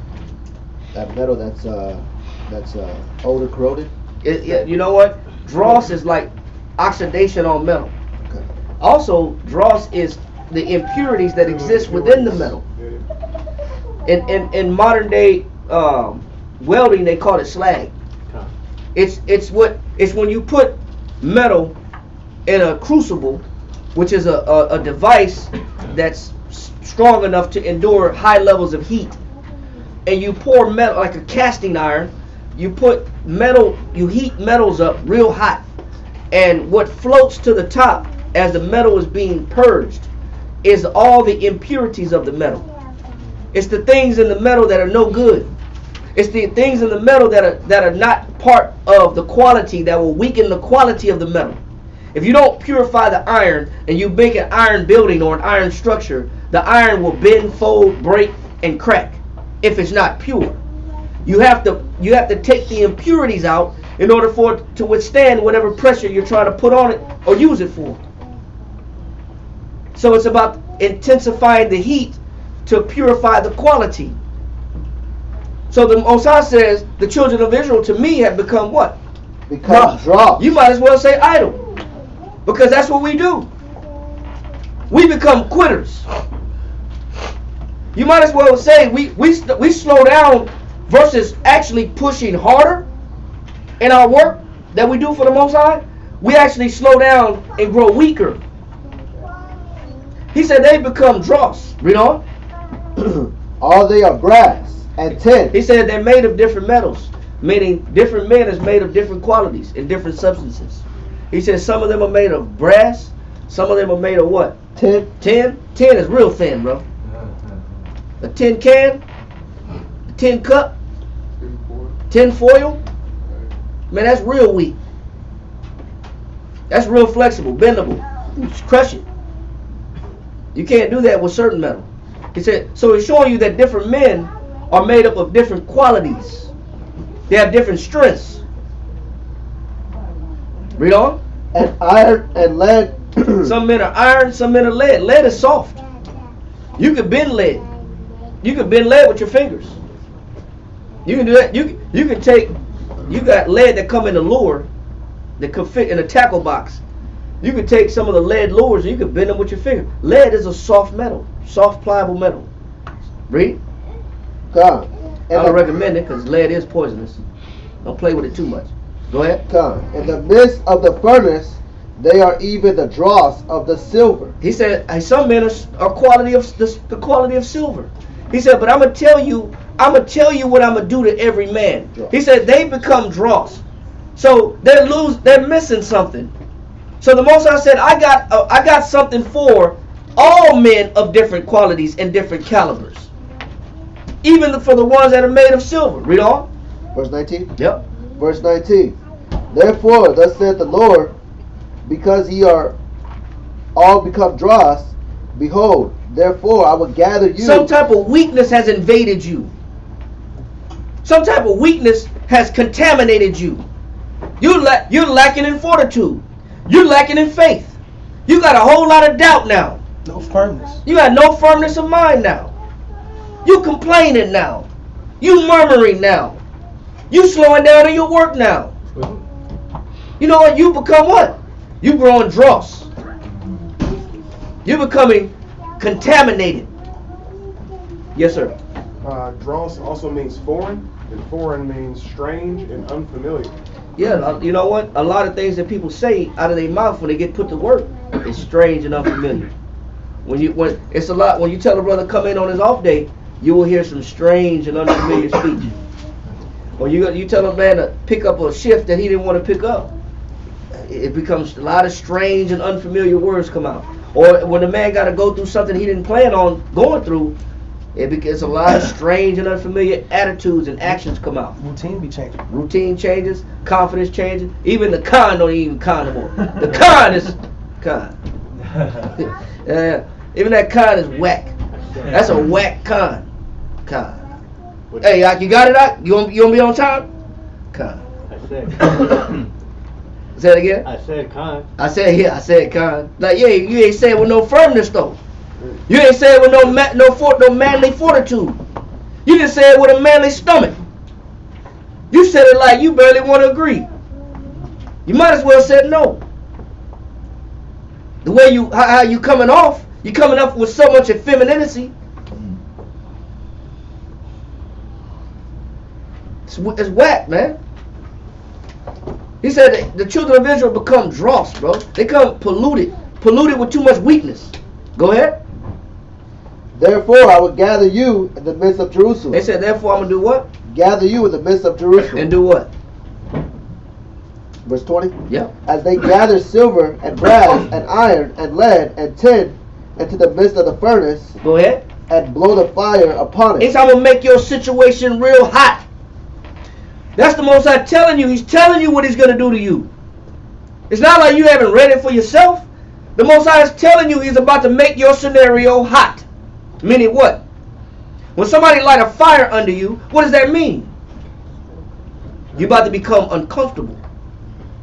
The Most High is purposely telling you what he's going to do. You're going to be made uncomfortable. For a reason. Read on. To melt it. He said to what? To melt it. Go ahead. So will I gather you. So will I gather you in mine anger. And do what? And in my fury. And do what? And I will leave you there. Go ahead. I'll leave you where? Leave you there. I'm gonna leave you. I'm gonna leave you in the fire. I'm gonna heat your situation up for you. Go ahead. And melt you. And do what? And melt you. The Most High telling you, I'm gonna melt you. I'm gonna melt you down. See, the Most High can melt you down to pacify his anger, or the Most High can melt you down by way of Ecclesiastes 2 and 5. Somebody read that. If the Most High mad at you, he'll melt you down. He'll purify you one way or another. He's gonna form you one way or another. Ecclesiastes 2 and 5 says what? Ecclesiastes chapter 2, verse 5. For gold is tried in the fire. Just like silver, just like iron, just like lead, and just like tin. All of these are metals. He said, but gold is tried in the fire. Go ahead. An acceptable man. And also, the Most High will melt you to also determine if you're what? Acceptable. If you're acceptable to him. Do you have the qualities needed to serve me? Do you have the qualities that I love to see in a man? Fortitude is one of them. Patience is another one. Go back to James where you was at. James 1. Hold that right there. Go to James chapter 5 verse 1. Read that. Or it might be Romans 5. Read Romans 5 and 1. Romans 5:1. You was in James 1. Go to Romans 5 and 1. Somebody read Romans 5 and 1. Somebody else read Romans 5 and 1. Because you holding what you hold. Somebody else read Romans 5 and 1. Whoever got it, read it. Romans chapter 5, verse 1. Therefore, being justified by faith, we have peace with the Most High through our Lord Yahushua. It says we got peace with the Most High, our Lord Yahushua. Read on. By whom also we have access by faith into this grace. Go ahead. He said we got access by faith into this grace. Same thing the woman in the mother in 2 Maccabees was saying. By the grace of the Most High, I'm going to see my sons again. Because I got that kind of hope. Who gives us that kind of hope? Christ gives us that kind of hope. Read. Wherein we stand and rejoice in hope of the glory of the Most High. And we rejoice in what? We rejoice in hope. We rejoice in hope. Our hope solidifies our situation and our condition. Our hope keeps us from sinking. Our hope keeps us from quitting, from growing weak. Go ahead. Of the glory of the Most High. Read. And not only so, but we glory in tribulation. It says not only so, not only does our hope get us through the tribulation, he said, but we get excited in tribulation. He said we praise the Most High even that much more in tribulation. Because there's something that the Most High is doing with me and I understand it. The Most High got me in this situation and I understand why he got me in that situation. It's not like I'm in a bad situation and there's no hope. I'm in a bad situation because the Most High wants me to develop certain things that I don't have presently at this time. So he's challenging my hope. He's challenging my faith and my belief. He says, so we glory in tribulation. Read on. Knowing that tribulation. It says, because I know why the Most High is doing what he's doing. Because I can recognize that this is a test. I can recognize, because I know that there's lessons within the tribulation that I need to acquire while I'm in the heat, while I'm in the fire, while I'm in the furnace. There's lessons in here that I need to pull out of the fire. I'm pulling something out. I'm extracting something from the fire. What is to be extracted from the furnace and the fire? Read on. Worketh patience. What is being developed in you? Patience. While you're sitting in the fire? Patience. While you know why the Most High's got you in this uncomfortable situation that's against your pleasure? Patience. Against your routine? Patience. Against your liking? Patience. Your comfort? Patience. Your control? Patience. Because control be another one that Everybody wants. our people be tripping on when they don't have no control. Some people calm. They calm as long as they got control. Yeah. That's all good. They got patience. They got patience because they got control. Take away that control, and you watch them become impatient. How people come. That's why he said all men is made up of different materials. They're made of different materials. He said, I'm gonna put it all in the fire. I'm gonna melt all of it. You know what the Most High is gonna do? He's gonna prove all of it. He's gonna put every man to the test. He's got something set up for every man to challenge him. But if I can recognize that within the scenario that I'm in, the Most High is making my situation hot because He's working on my what? Patience. And that's the lesson that's one of the lessons that I'm pulling out of the fire, out of the discomfort, is that I got to learn how to wait on the Most High. I can't take control of the situation and make my own decisions. And I can't be hasty and try to escape and quit and run. I don't want to escape, quit, and run because that's the natural motive that men want to do. I want to blame the Most High. That's the natural motive that men want to do. I want to blame Moses. That's natural. Moses, why you got me out here in the wilderness? Why you got me on this no man's land, on this island? Read on.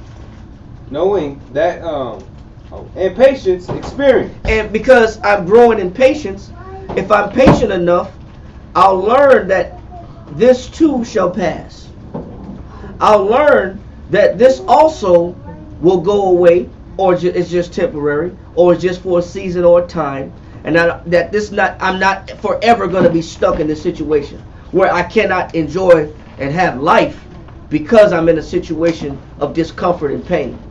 Yes, sir. Genesis 50 and 20. Read that. But as for you, you thought evil against me, but the Most High meant it unto good to bring to pass. Right. So this was who saying this? Joseph. That was Joseph, right? He was telling his brothers that sold him into Egypt. He said, listen, even though you had it out for me, and y'all sold me to these damn Ishmaelites, caravan camel jockeys. He said, even though y'all sold me off into slavery, he says, what you intended to be for evil, the Most High intended for me to be what? Good. For good. How do you develop that mindset? You know what? Joseph had to watch the Most High work with him in the damn prison. Yeah. He was in the prison, and they worked his way up from prison to being second in command in Egypt. So it's through the situation, the Most High lifted him up, through the experience, that showed him that although you may have had an ill intent for me, that wasn't necessarily what the Most High's end game was for me. That means that your evil towards me was a lesson for me to understand of how good the Most High is. Different perspective versus the Most High didn't come through, and I had no control, and I don't understand why I'm suffering and why in my life, and I should do something else. There's something else for me out there in this world. Yep. Because that's where our mind frame goes. Great scripture. That's where our mind frame goes. Our mind frame goes to the point of why me? Why do I have to go through this? Versus what is the Most High trying to show me while I'm in this uncomfortable scenario? What is there to learn by me not having no control over my situation? What is there for me to learn? What is the Most High trying to teach me while I'm in the fire? You know what? Joseph was able to understand it, and neither did he give up his hope while he was in prison in Egypt, eating whatever prisoners eat, wearing whatever damn prisoners wear, being forced to whatever conditions that Egyptian prisoners were forced to. That'd be bad. And we knew about the labor. We knew what they did to their slaves. And we knew about the fact that Egyptians were crazy, man. They worshipped all kind of deities and idols and gods. He had to suffer many things in prison and work himself up to where he stayed positive through the tribulation, to where he was able to identify, man, just because it started off this way doesn't mean it's going to end this way. Yes, sir. Did you want that Acts 7? Joseph. Finish that and let that go where you at. I think finish that in where you at in Romans. Romans chapter 5 verse 4. And patience, experience. And that's what Joseph understood. This is an experience. Although I may not like the experience, I understand the Most High. It's necessary for my development. So this is a necessary condition to reveal and build fortitude. Period. You're not going to get it no other way. These virtues are gotten by going through a multitude of uncomfortable scenarios that are contrary to your pleasure, that are contrary to your appetite and to your wants. And the Most High knows how to put every man through the fire. The Most High knows what it takes to dip you in the heat, because He's purifying you. He's pulling out that dross. Read. And experience hope. And when you have enough experiences of the Most High making you go through affliction, but you stay positive within the affliction, then it builds up your ability to have hope and faith in the Most High. It builds up your faith. So these hardcore scenarios that are full of discomfort actually have a beautiful yielding a beautiful, peaceable fruit. You had hope that you would have never possessed had you not gone through the fire. You have a reliance on the Most High and fortitude and strength of mind and character that you would have never had before if you didn't put yourself under those fetters. If you didn't put yourself under the fetters of the Most High, you wouldn't have the inward character or courage that you possess now had you not gone through the most uncomfortable of situations, where you didn't see nothing good in your scenario and you wanted to complain all the time, but you chose not to, and you chose to be positive. So now your faith is on 10, your hope is on 10. Read on. And hope maketh not ashamed. And hope does what? Maketh not ashamed. So you're not ashamed to go through another bad situation. See, yeah, it's embarrassing. It's embarrassing when you get evicted, you get repoed. You know what I'm saying? Something happened to you. You don't even want to talk about it. You're like, man, yeah, man. What happened to you, man? I ain't see you. It's all good. It's all cool, bro. Why you moving, man? I thought it's a big you just moved in there. You only been in there for like 3 months. Ain't no, you signed a 3-month lease. No. You don't got no 3-month leases. Yeah, explain the story, storytelling. Explain stories up. You know, a lot of people are embarrassed. A lot of people are ashamed. They're embarrassed to tell their stories. They're embarrassed. They're embarrassed to tell what they're going through. That's my business. I keep my business private. I don't want nobody in my business. Yeah, because you're ashamed. Because you're ashamed that the Most High is putting you through the test like everybody else. But you focus on the shame of it versus on the end of it. The end of a thing is better than the beginning. You focus on the fact that you're going through embarrassing moments. Why you got them scratches on your face, man? You got a cat? What happened, man?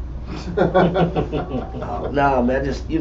I was asleep and I scratched myself in my sleep. Oh, you scratched yourself in your sleep. Okay. You sure that's where it came from? Yeah. Okay, brother. All right.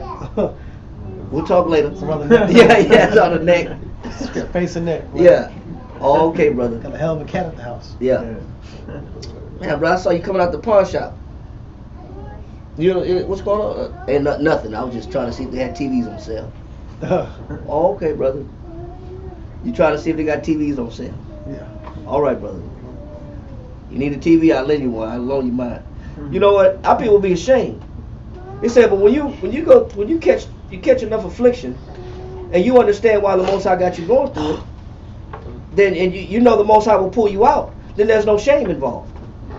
Then you know what? That shame becomes a testimony. Exactly. That shame becomes a testimony of reasons why you should believe in the Most High for the next person that's going through the same thing you're going through. There's a reason why you need to have more faith in the Most High, because I'm not ashamed to let you know that this is what it takes to build people. You need the situation to increase your faith and your belief in the Most High. So enjoy. Eat it up. Have at it.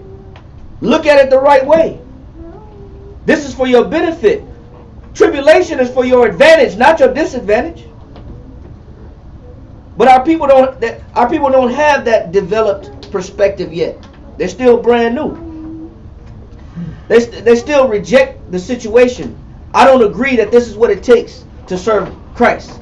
I don't believe that the Most High would make me this uncomfortable, or isolate me this way, or pull my resources away from me in the way He has, or make my living situation so uncomfortable. I don't believe that's Christ. Well, you don't believe in the Bible. Because that's all about the Most High in Christ. Because this is what builds the inward man. This is what builds fortitude and courage. Is loss, being displaced, being made uncomfortable, having no control over your situation. Read on. It said, and hope make it what? And hope make it not ashamed, because the love of the Most High is shed abroad. It says, because that is the love of the Most High. We don't interpret what the love of the Most High is, so that's why we complain. That's why we quit. That's why we murmur. That's why we got disputings. That's why we stop believing. That's why we slow down. Because we don't even know what the Most High is doing with us. When the Most High puts you in the fire, that is His love. Finish that in Ecclesiastes 2 and 5. I don't know who had it earlier. Ecclesiastes chapter 2, verse 5. For gold is tried in the fire. Read on. An acceptable man in the furnace of adversity. Because the Most High is qualifying you. The furnace is the proving ground. It's the crucible. It's what the Most High uses as an instrument to test the inward qualities and virtues that you're supposed to have. And you'll never have these virtues if you don't go through uncomfortable scenarios. Sister said, worse than being embarrassed is to confide in those close to you only to find out they don't care about you. Woo! That's hardcore right there. Con, sis. Con. That's for real. You know, you let it be known what you're going through, and these people, they mock you, ridicule you in your scenario. They don't encourage you, exhort you with more scriptures. They don't encourage you, exhort you with positivity. They don't encourage you and exhort you with more faith and more belief and more trust. They don't encourage you and exhort you with their own testimonies. They laugh at you and say, oh, man, that's your fault. Well, you know, God don't like ugly, so you must have been doing something that God don't like. That's not always the case. Just because people catch hell don't mean that's just the Most High not liking them. Actually, that's the Most High testing them. If you actually want to understand it, that's actually the Most High showing them love. Because He's qualifying them to see if they are qualified to inherit the blessings that He got on the other side. Do you have the state of mind necessary to develop what He really got in store for you? Yes, sir. Job was a good example of that. Job was an excellent example of fortitude and while staying blameless. Mm-hmm. And not blaming the Most High. Because that was the whole point of what Satan wanted him to do. Was even his wife said, curse the Most High and die. Satan said, does Job love you for naught?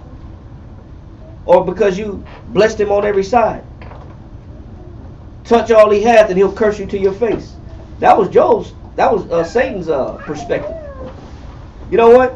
You know what they found out? Satan was wrong. You know what Job's wife found out? Her advice was wrong. His friends. His friends, same thing. You know what they find out? You was wrong. It's all his friends was wrong. He got blessed double. He got blessed double, and he had 3 beautiful daughters. I forgot their names. So was it Keziah, Yesiah, and one more. He had 3 beautiful daughters that was most beautiful in the land. It was 3. I forgot all 3 of their names. But that was an excellent example of Jemima. Yeah. So that was an excellent example of what it means not to quit just because you're uncomfortable. The scriptures say, had you not heard the patience of Job? Job had to have patience, man. Why? He was uncomfortable the whole time until he got restored and blessed. But he said acceptable men are what? Acceptable men in the furnace. Excuse me. For gold is tried in the fire, and acceptable men in the furnace of adversity. And acceptable men, that's why I have to go through a furnace. Every man of every material, whether you're gold, silver, lead, tin, or iron, you will be melted. Because the Most High is qualifying your faith. He's qualifying your fortitude. He's qualifying your commitment, your patience. All these things are being tested. Somebody go to James. Now James chapter 1 verse 1. We was holding this earlier. James 1 and 1.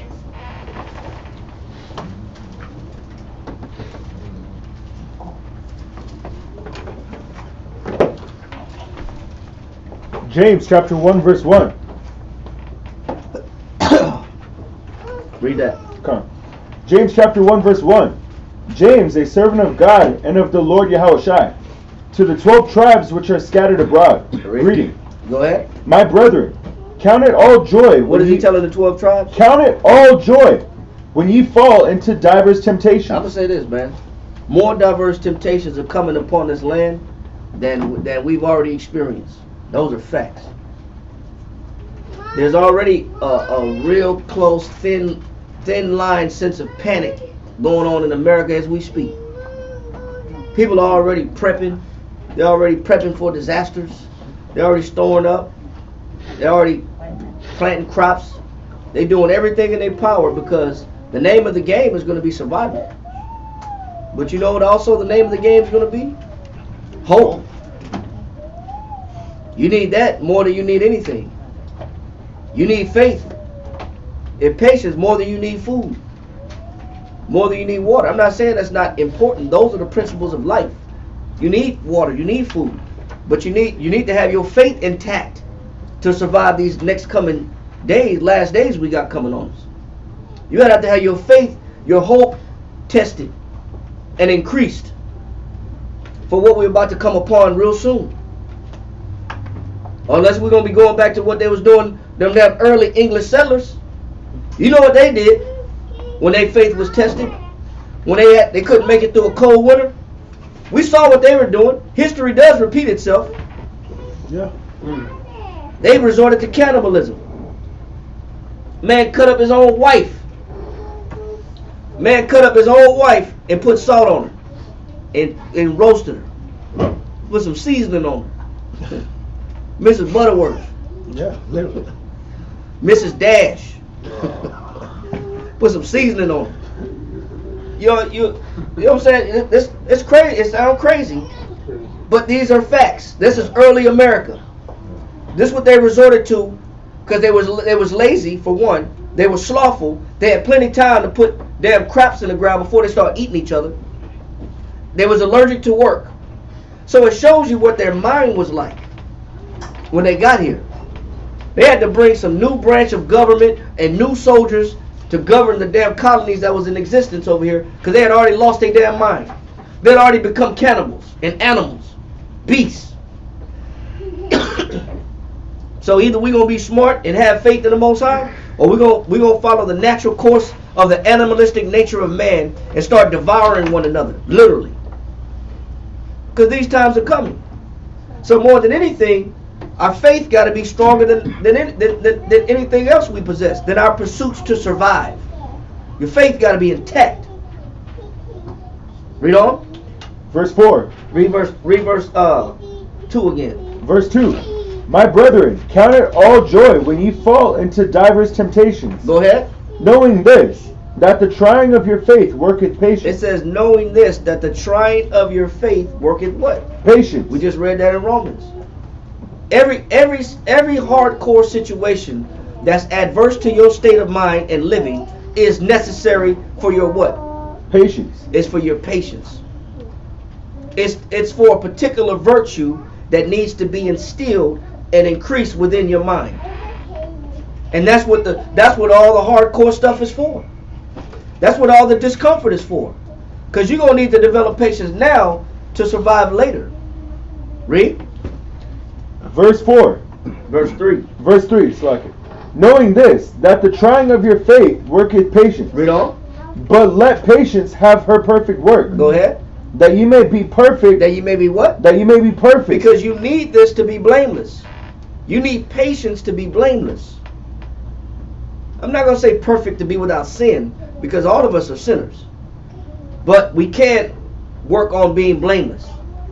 Read. And entire. And entire, meaning whole or sound in the mind, not broken in the mind, or suffering from some type of mental illness, or not just a mental illness, but a fortitude illness. Yeah. But a faith illness. God. But a patience illness. With a quitting illness. Now you want to quit every damn thing. You want to run. You got a running illness.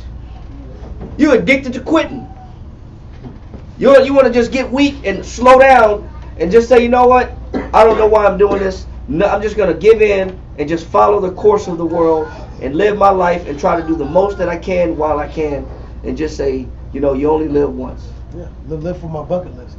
Yep, and start checking off the things that I want to do in my life before it's all said and done, so I can at least look back and say I didn't have no regrets. But you know what, you will have regrets, because you failed to develop everything the Most High was trying to develop you within that situation that you was in. So then there will be regrets. There will be sorrow. That's why Christ said, what will a man give in exchange for his soul? Right. What benefit is it to gain the whole world and lose what? Lose your soul. What's the benefit? You checked off all the things in your bucket list just to give up your soul, because you have no virtues whatsoever that the Most High was expecting you to develop while you was on earth. To be qualified as a son of God, to be called the sons of God. I didn't develop no virtues to qualify me to be called the sons of God.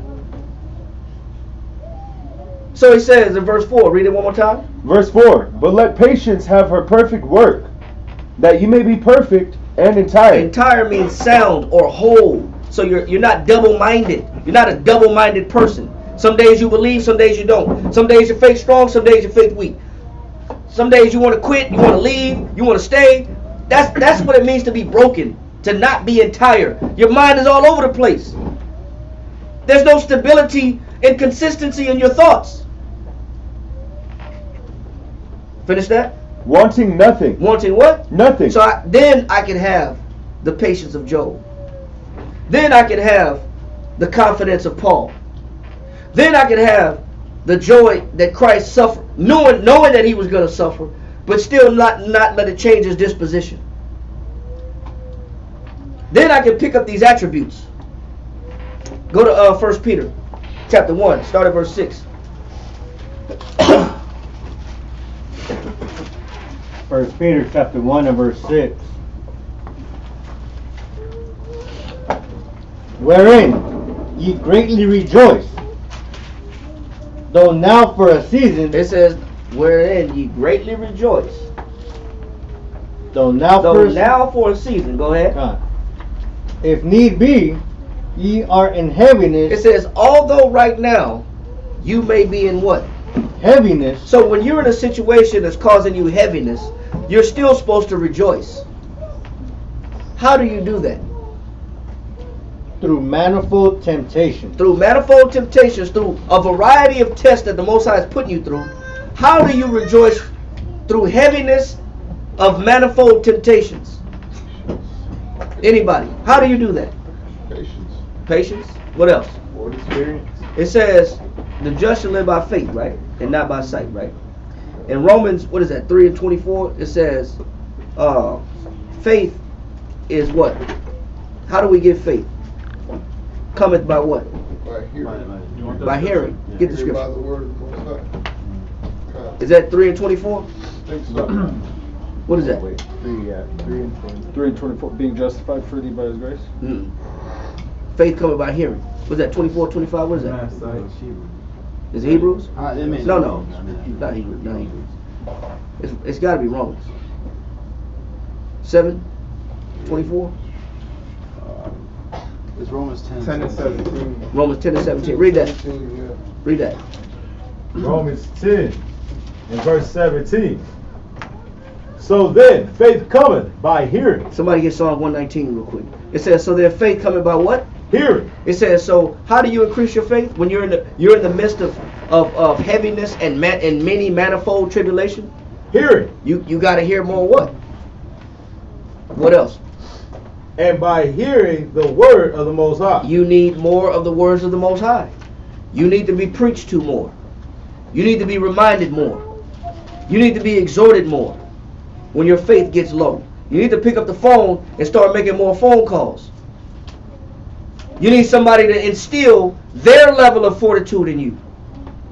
You need somebody to remind their level of tribulation of what they've gone through and how they didn't fall, they didn't give in, and they didn't get weak, but they were still positive through their losses.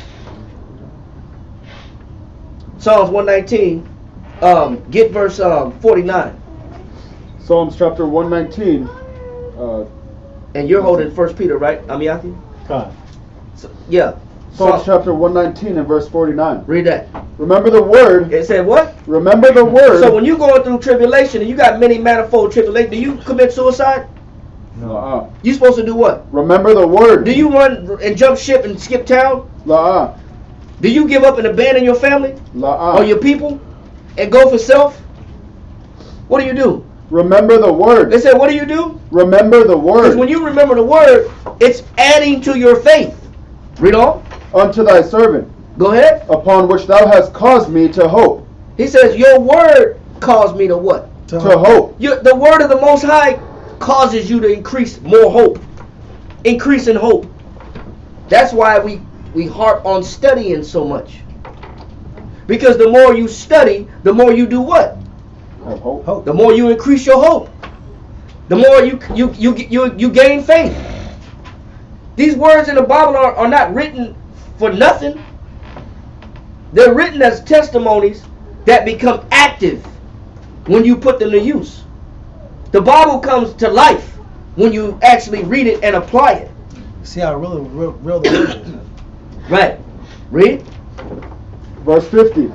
This is my comfort in my affliction, for thy word hath quickened me. It says, for thy word hath done what? Hath quickened me. Man, it says your word brings me to life, even when I got heaviness, and even when I got affliction, and I got a manifold, which means a variety of temptations. I'm catching hell. He says your word brings me to life. Your word quickens me. Read on. The proud have had me greatly in derision, yet have I not declined from thy law. He said, but I have not what? Declined from thy law. He said, I don't quit from your laws, man. I don't quit from being obedient. I don't quit from following. I don't quit listening. There's too many examples in the Bible of men that when they're going through hard times and affliction, that's not the end of them. And that's not the death of them. And it's not just men, it's men and women. They don't give up in their belief and hope because they're made uncomfortable and they don't know when the comfort is coming. And they don't know when the happy times are coming. David said, man, I don't give up. I don't stop following your laws and stop being committed and obedient because I'm going through something.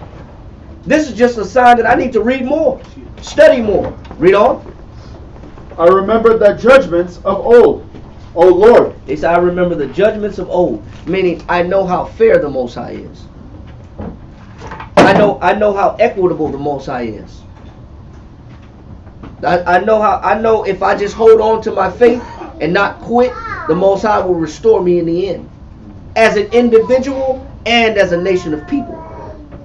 And it's necessary that I say both, because this is a national disease amongst the 12 tribes of Israel.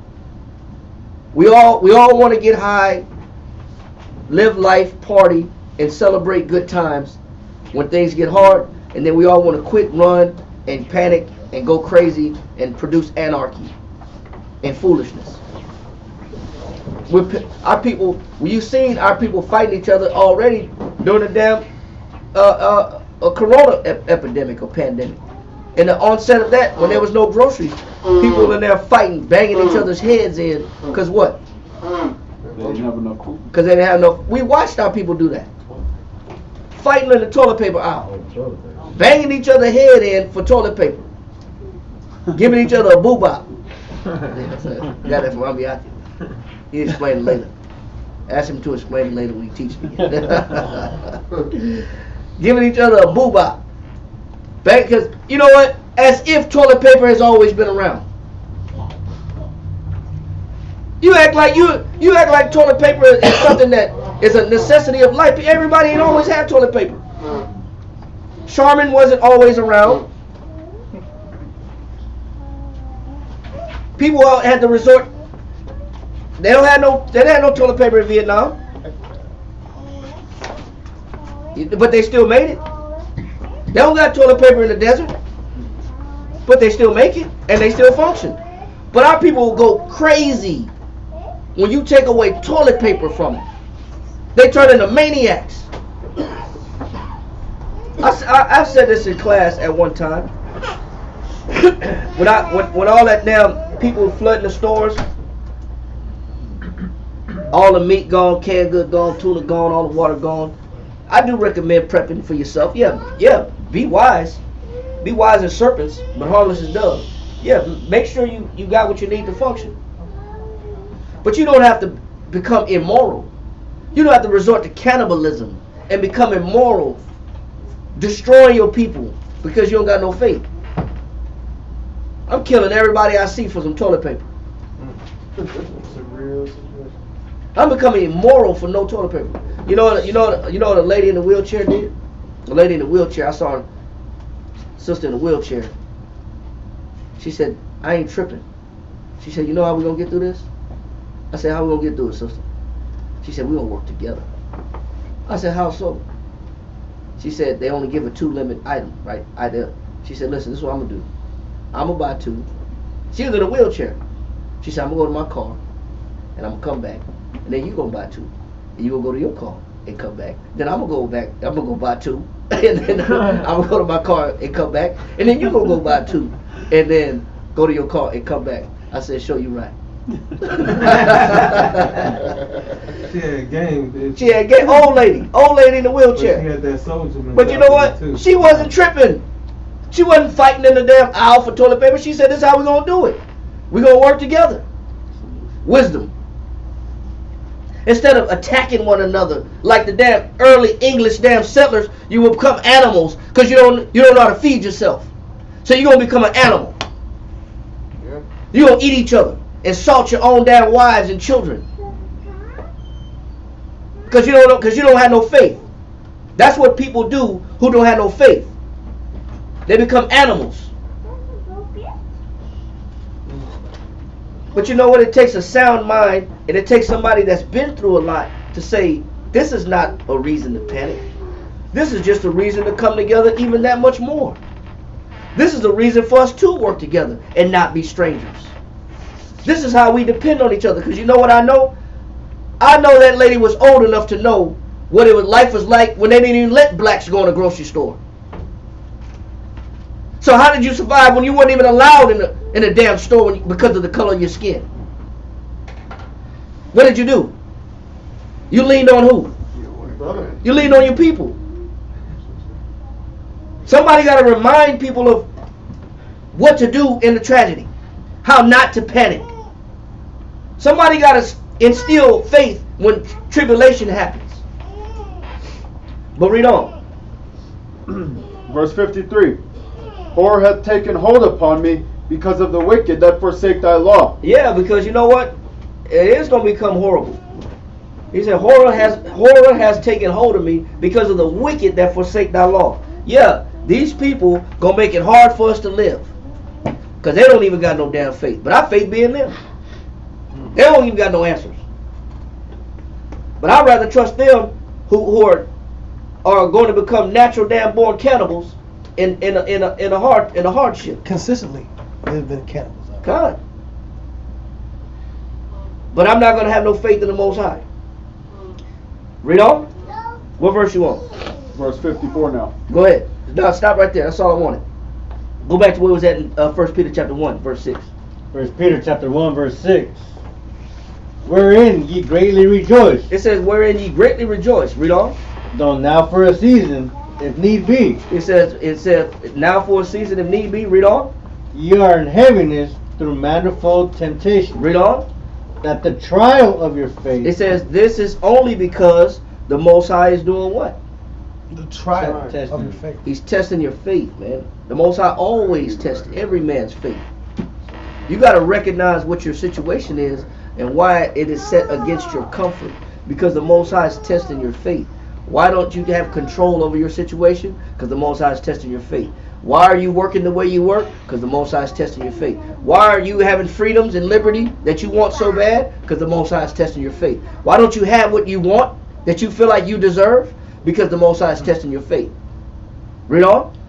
That the trial of your faith, being much more precious than of gold, it's more valuable than the damn money that you're trying to accumulate. A lot of men think that money will save me in a hard time. No, it won't. No, it won't. People think, man, I gotta go for self. I gotta get rich or die trying. I gotta make it, man. I gotta make something of myself. I only got a little bit of time. I gotta feed my family. I gotta pull my family out the ghetto. I gotta pull my family out the hood. I gotta do all these things. Well, you must have forgot.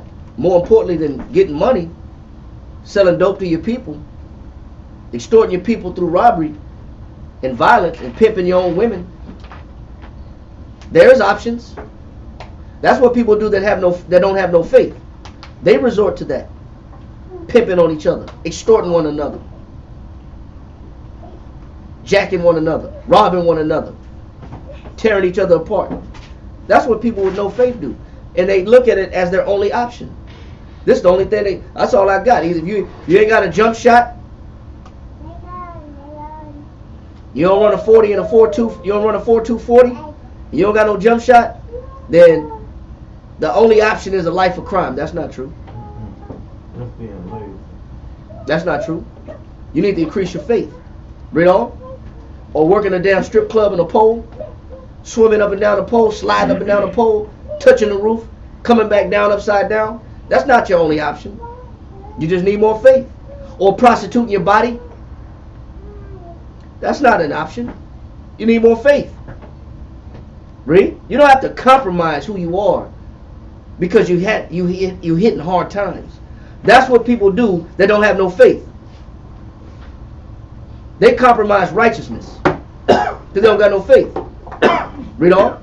1 Peter chapter 1 verse 7. That the trial of your faith, being much more precious than of gold that perisheth, though it be tried with fire, might be found unto praise and honor. It says, though it be tried with what? With fire. That means though your situation will be made uncomfortable, there's something on the back end that comes out of it. What comes out the back end of fire and tribulation? Read on. Though it be tried with fire, might be found unto praise and honor and glory at the appearing of Yahushua. At what? At the appearing of Yahushua. So when Christ comes back, he can find you with fortitude. He can find you with patience. He can find you with hope. He can find you with courage. He can find you with all these virtues, temperance, with joy. He can find you with these virtues when he comes back. That's how he can recognize that you're the son of God. You're one of the sons of God. Because you possess those qualities, not because you possess money. He's not coming back to check your bank account. He's coming back to check your virtues and your quality of mind. And the manly fortitude that's within your spirit. Because he didn't quit.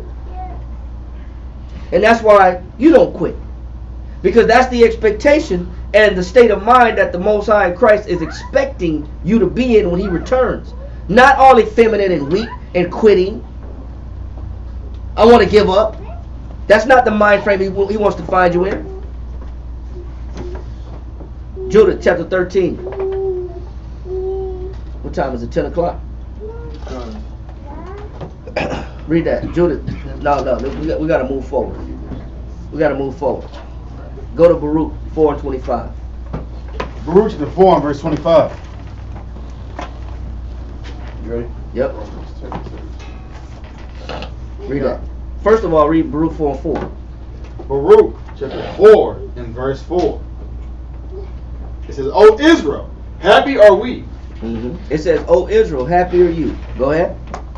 For things that are pleasing to the Most High are made known unto us. It says, for the things that are pleasing to the Most High are made known unto us. Read.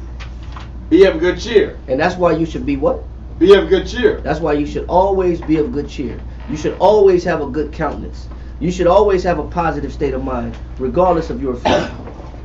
Because now somebody is showing you how to please the Most High. You know how to please the Most High when the chips are stacked against you. Read on. God. Be of good cheer, my people, the memorial of Israel. Read on.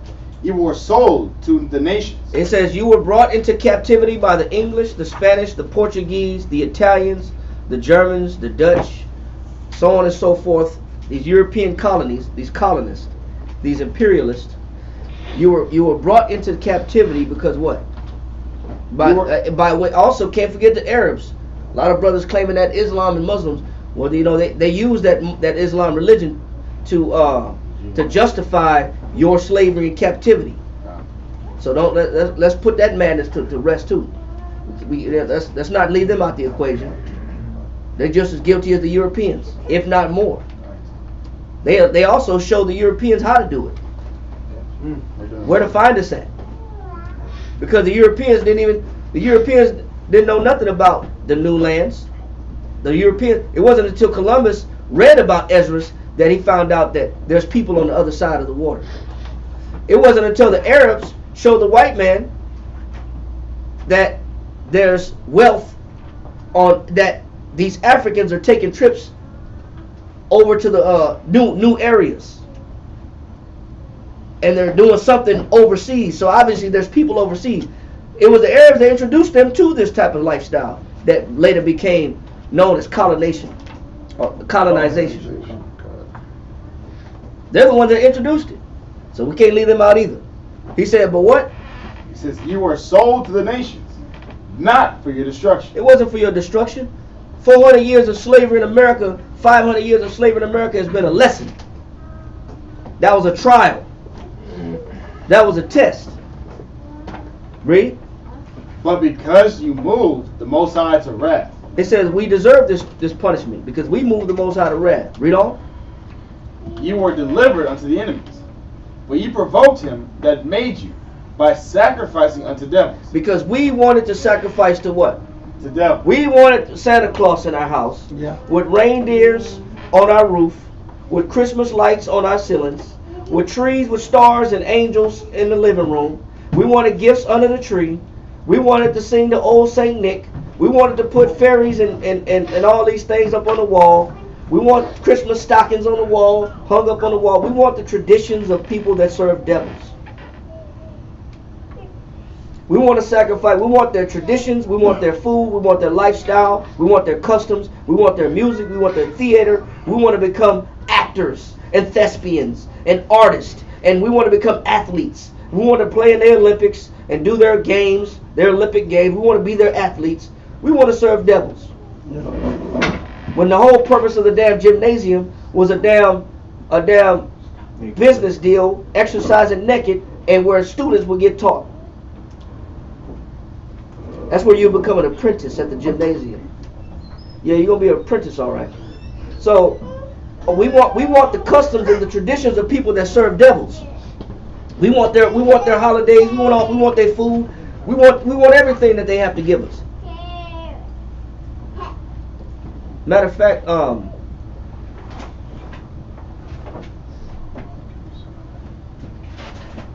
read the Greek.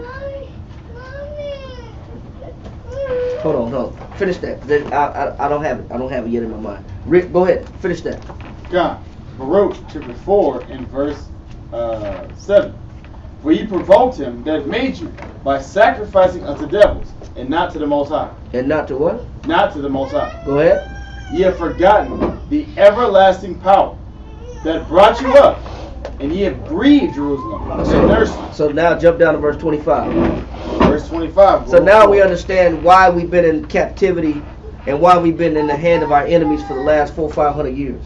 Read on. My children, suffer patiently. It says, my children do what? Suffer patiently. Suffer patiently. Read on. The wrath that has come upon you from the Most High. It says the Most High he put you in this captivity because you forgot about Him.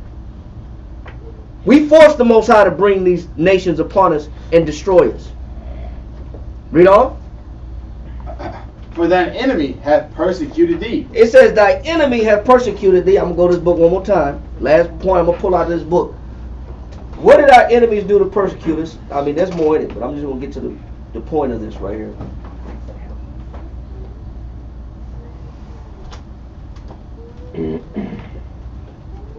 Started right here. Piercy,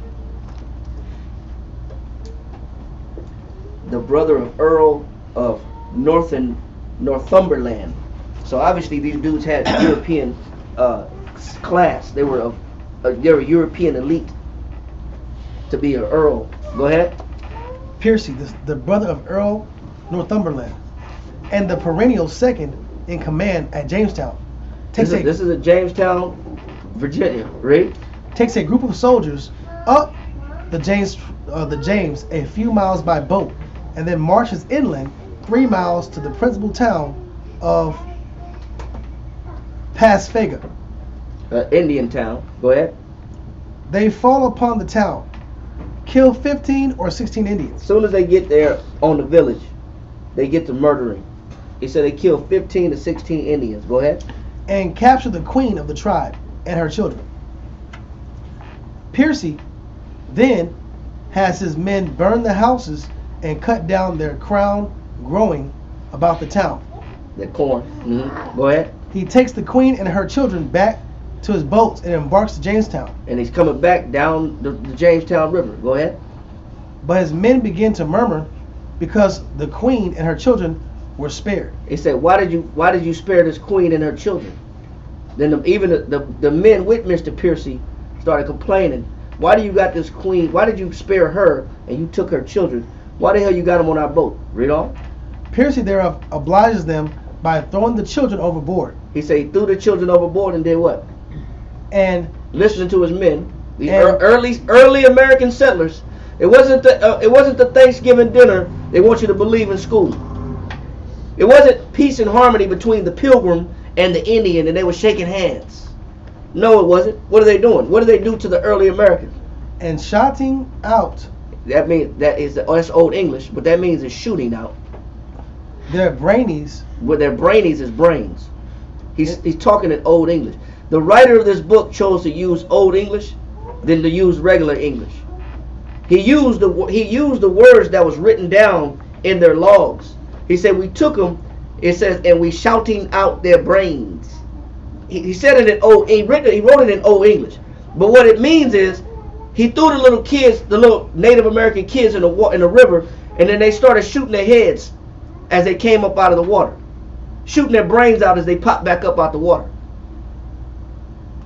Read. Meanwhile, he sends another party under Captain James Davis to attack another Indian town, presumably a Chickahominy town, where again they cut down the corn and burn the houses. Upon return to Jamestown, Piercy hears the governor is displaced, that the queen of Pasfega has been spared. Davis wants to burn her. He said Davis wants to burn her up because now that this woman's children had been bobbing in the water and then got their brains blown out trying to come up for air, now they got the queen. They're like, what are we going to do with her? Let's burn her up. Does this sound like your friend? Read on. Davis wants to burn her, but Piercy, having seen so much bloodshed that day, all that happens in one day. Read. Insists that she merely be put to the sword. He said, just go ahead and cut her up. Don't burn her. We've seen enough blood for the day. So he said, put her to the sword and do what? So she's led away and stabbed. So they led her away and did what? And stabbed her. They led her away and stabbed her. Wow, such mercy. Such merciful people. Don't burn her. Just stab her up. This is what the Most High said he put us in. This is America. This is how they conquered America. Through rape, rob, and pillage. And the Most High is telling you, he's telling you, listen, I didn't do this because I wanted to. You caused me to bring this terror upon you because you forgot about me. Because you didn't want to serve me. Because when we got it good, what does Deuteronomy 32:15 say? Yep. Read it. You know what the Most High know about us? When things are good, we don't got no problems, and life is grand. Read that. Deuteronomy chapter 32 and verse 15. Read that. But Jeshurun waxed fat. And do what? And kicked. We rebel, man. Once everything is good in our life and our life is stable, we stop wanting to serve the Most High. We want to do us. We seek liberty and freedom and financial stability and economic freedom so we can do what we want to do. We don't procure wealth for the sake of doing more for the Most High. We procure wealth for the sake of doing less. We want more to do less. It's madness.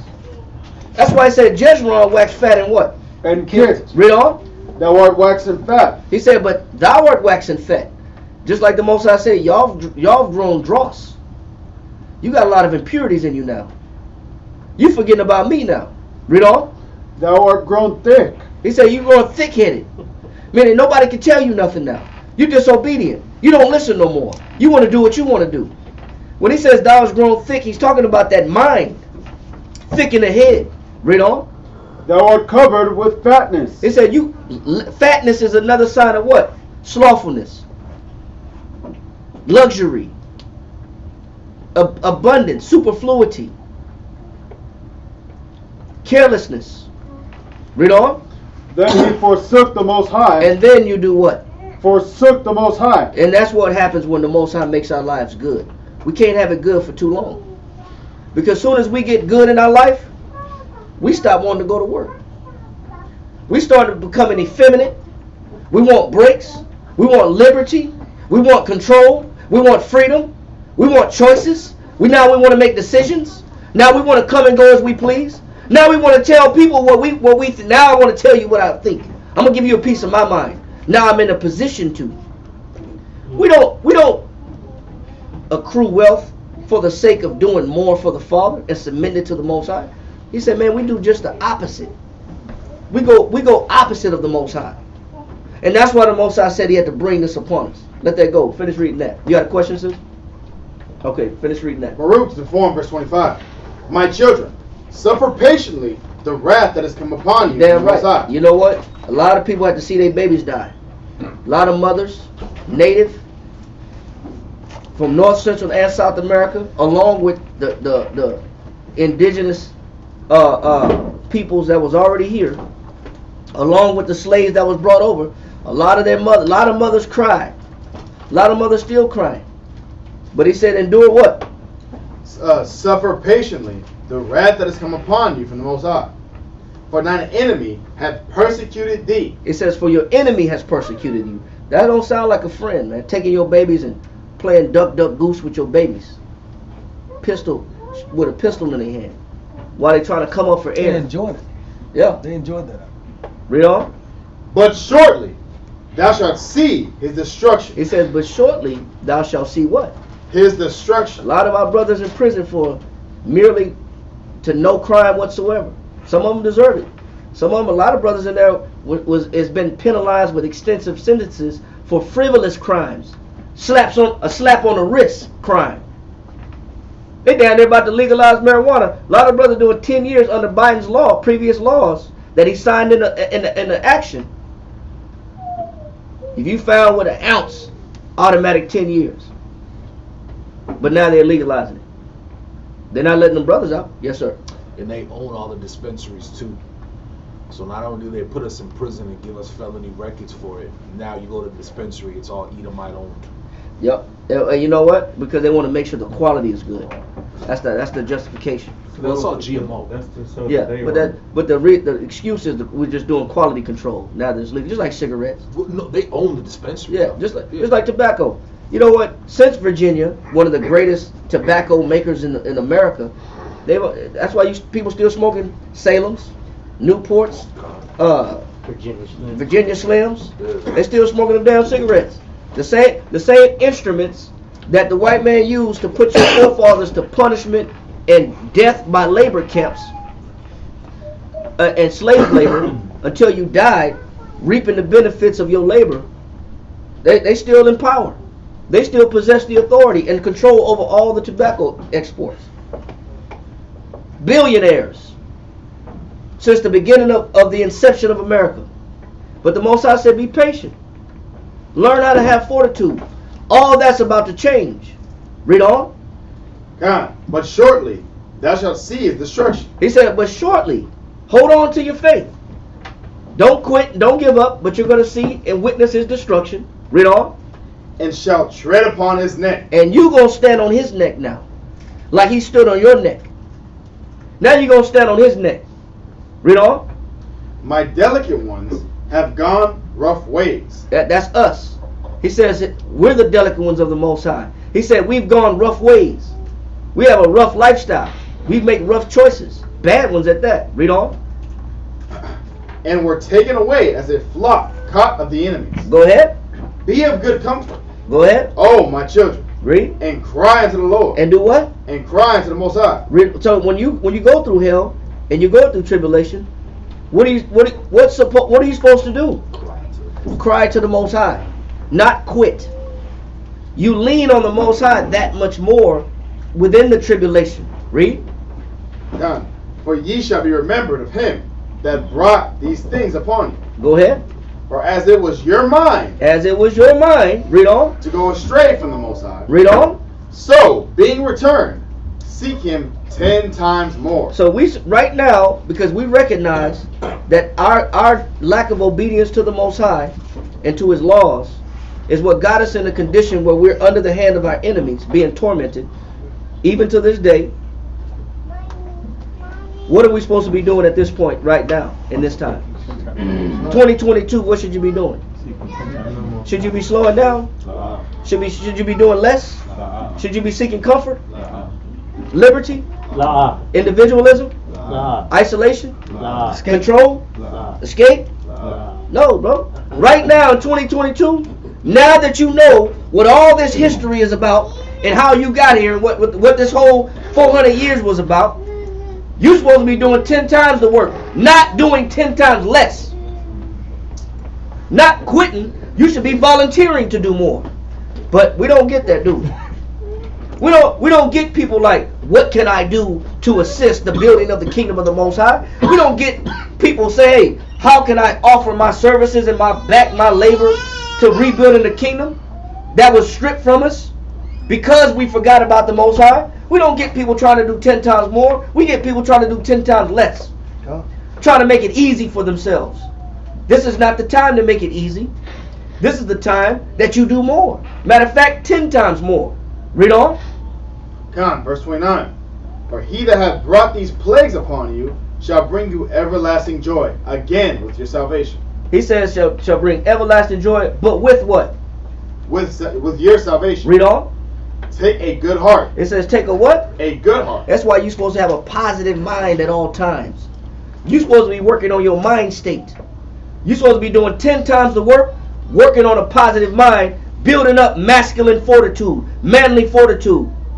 Not becoming quitters and complainers. We got too much quitting and complaining. How much more can we take? How much more can you take? When is enough going to be enough when you say, oh, why do I have to keep doing this? Why don't you read the Bible and find out how long you got to keep doing this until Christ come back? Why do I keep suffering? I'm just getting on my nerves. I got to keep dealing with this. Yeah, keep dealing with it until Christ come back. In the meantime, get busy, go to work, and stay positive in your mind. Read on. Come. It says, take a good heart, O Jerusalem, for he that gave thee that name will comfort thee. Go ahead. Miserable are they that afflicted thee. He says, what's happening in America right now? Misery. Stock market down, inflation like crazy, major recession. The infrastructure's down. Infrastructure down. The government is divided. The people are divided. People are fleeing. Shit, people in California, they're not just coming to Texas. People in California, they're in Portugal because they got the beach and the cost of living is cut in half. So they still living that California life next to the water, but in Portugal. They went down to Baja California. They're no longer they're down in Mexico City. They're in Cozumel. They got the hell out of here. A lot of people are getting the hell out of here. Because you know what's coming? Misery. Because the Most High proclaimed it. Read. I'm not saying that's a justification of bounce. What I'm saying is, this is the time to gird up your faith that much more. Read on. And stop tripping in the head about the small things that are inconveniences in your life. If you don't got air, that's a problem. Complain if you can't breathe. Other than that, be content with food and raiment. That's what the scriptures say in Timothy. Go ahead. And rejoice at thy fall. Miserable are the cities which thy children served. And that's why, you know what? Them same cities that we served at are falling apart. They're garbage, bro. You know, they're even abandoning the cities. Shit, it used to be, white flight. Shit, they congregating in Memphis and Austin and Scottsdale, Arizona. You know what I'm saying? They sticking together too. They understand what it is. They getting the hell out of them cities. Them cities are falling apart. These damn cities like Toledo and Akron and Dayton and Pennsylvania and Portland, Indiana, yeah, Portland, all them cities are diseased, heroin infested, drug infested, ice infested, meth infested, damn cities, man. These cities are damn ghost towns. They are like zombies in there. Middle America's become zombies. He said because he said that's part of them. Now the roles are about to reverse. Read on. God. Verse 32.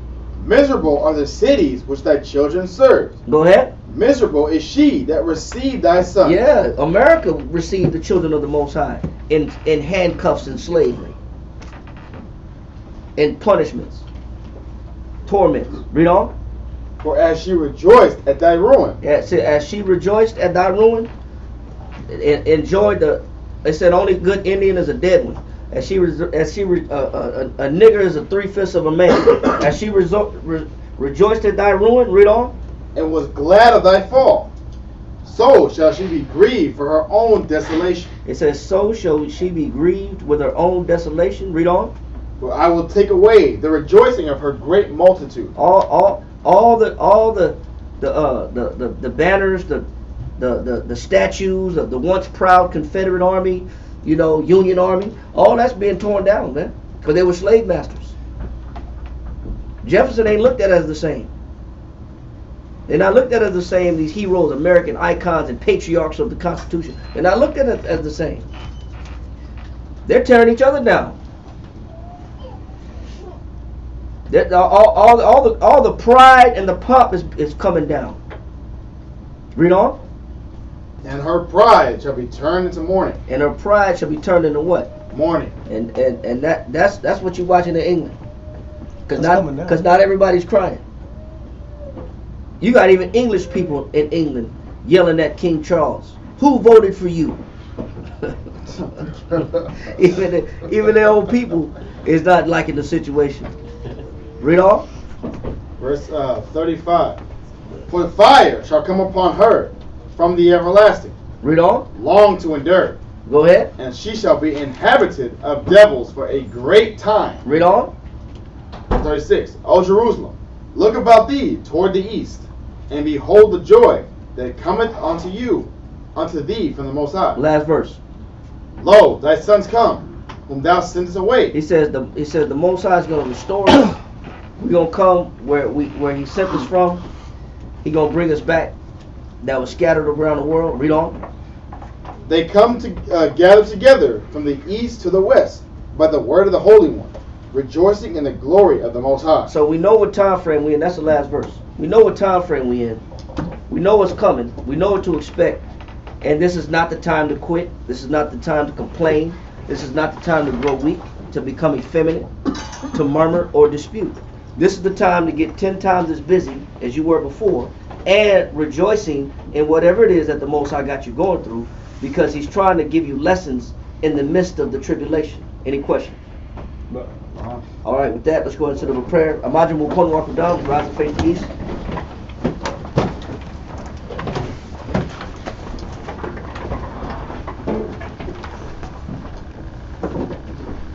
Yahweh Bashem El Shai. Yahweh Bashem El Shai. Shemanawa. Abanawa, Shabash Mayim, Kodash, Haya, Shemka, Yahweh, Malakwithka, Taba'ah, Ratazaka, Haya, Aisha, Rataza, Kawa, Haya, Bashamayim, Tananawa, Kam, Ko, Yawam, Wasalakanawa, Kawathnawa, Kasalakanawa, Kawawathinawa, Wala'ah, Tabianawa, Wasawan, Abo, Hawashanawa, Mayan, Rai, Kaya, Lakab, Hamalakwa, Wa'ala, Watapara, Lawalamim, Muhammad. Yahweh Bashem El Shai, Shalak, Mike Allah, Walahayim, Aita, Bakusha, Magun, Magun, Kazak, Kazak, Samat, Samat, Rapah, Rapah, all the sick of Israel, all the sick of Israel, all the sick men of Israel, all the sick men of Israel, all the sick sisters of Israel, all the sick sisters of Israel, all the sick children of Israel, all the sick children of Israel, by Hashem Yahushai, by Hashem Yahushai, the water, Yad, Aman, Aman, Yahweh, Yahweh, by Hashem, Yahushai, broken out, Rashallah, Wabiyah, Wabiyah, support, support, Yahweh, by Hashem, Yahushai, broken out, Rashallah, Wabiyah, support, Yahweh, by Hashem, Yahushai, broken out, Wabiyah, support, Yahweh, by Hashem, broken out, Wabiyah, support. Brakata Yahweh, Brakata Yahweh, Brakata Yahushai, Brakata Yahweh, Brakata Yahushai, Brakata Yahweh, Brakata Yahushai, the water Yahweh, the water Yahushai, the water Yahweh, the water Yahushai, all love, all truth, all patience, all wisdom, all knowledge, all understanding. All power, all praise, all might, all glory, all fortitude, all justice, all equity, all righteousness is from Yahweh. All power from Yahweh. All power from Yahweh. All power from Yahweh. In Yahweh's name we pray. The water, Yad, Aman. Men circle up.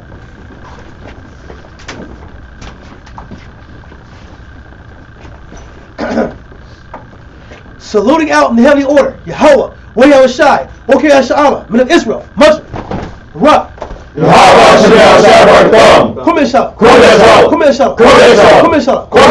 Top, turn and face the sisters. Saluting out the daughters of Zion, men of Israel, Muslim, Ra,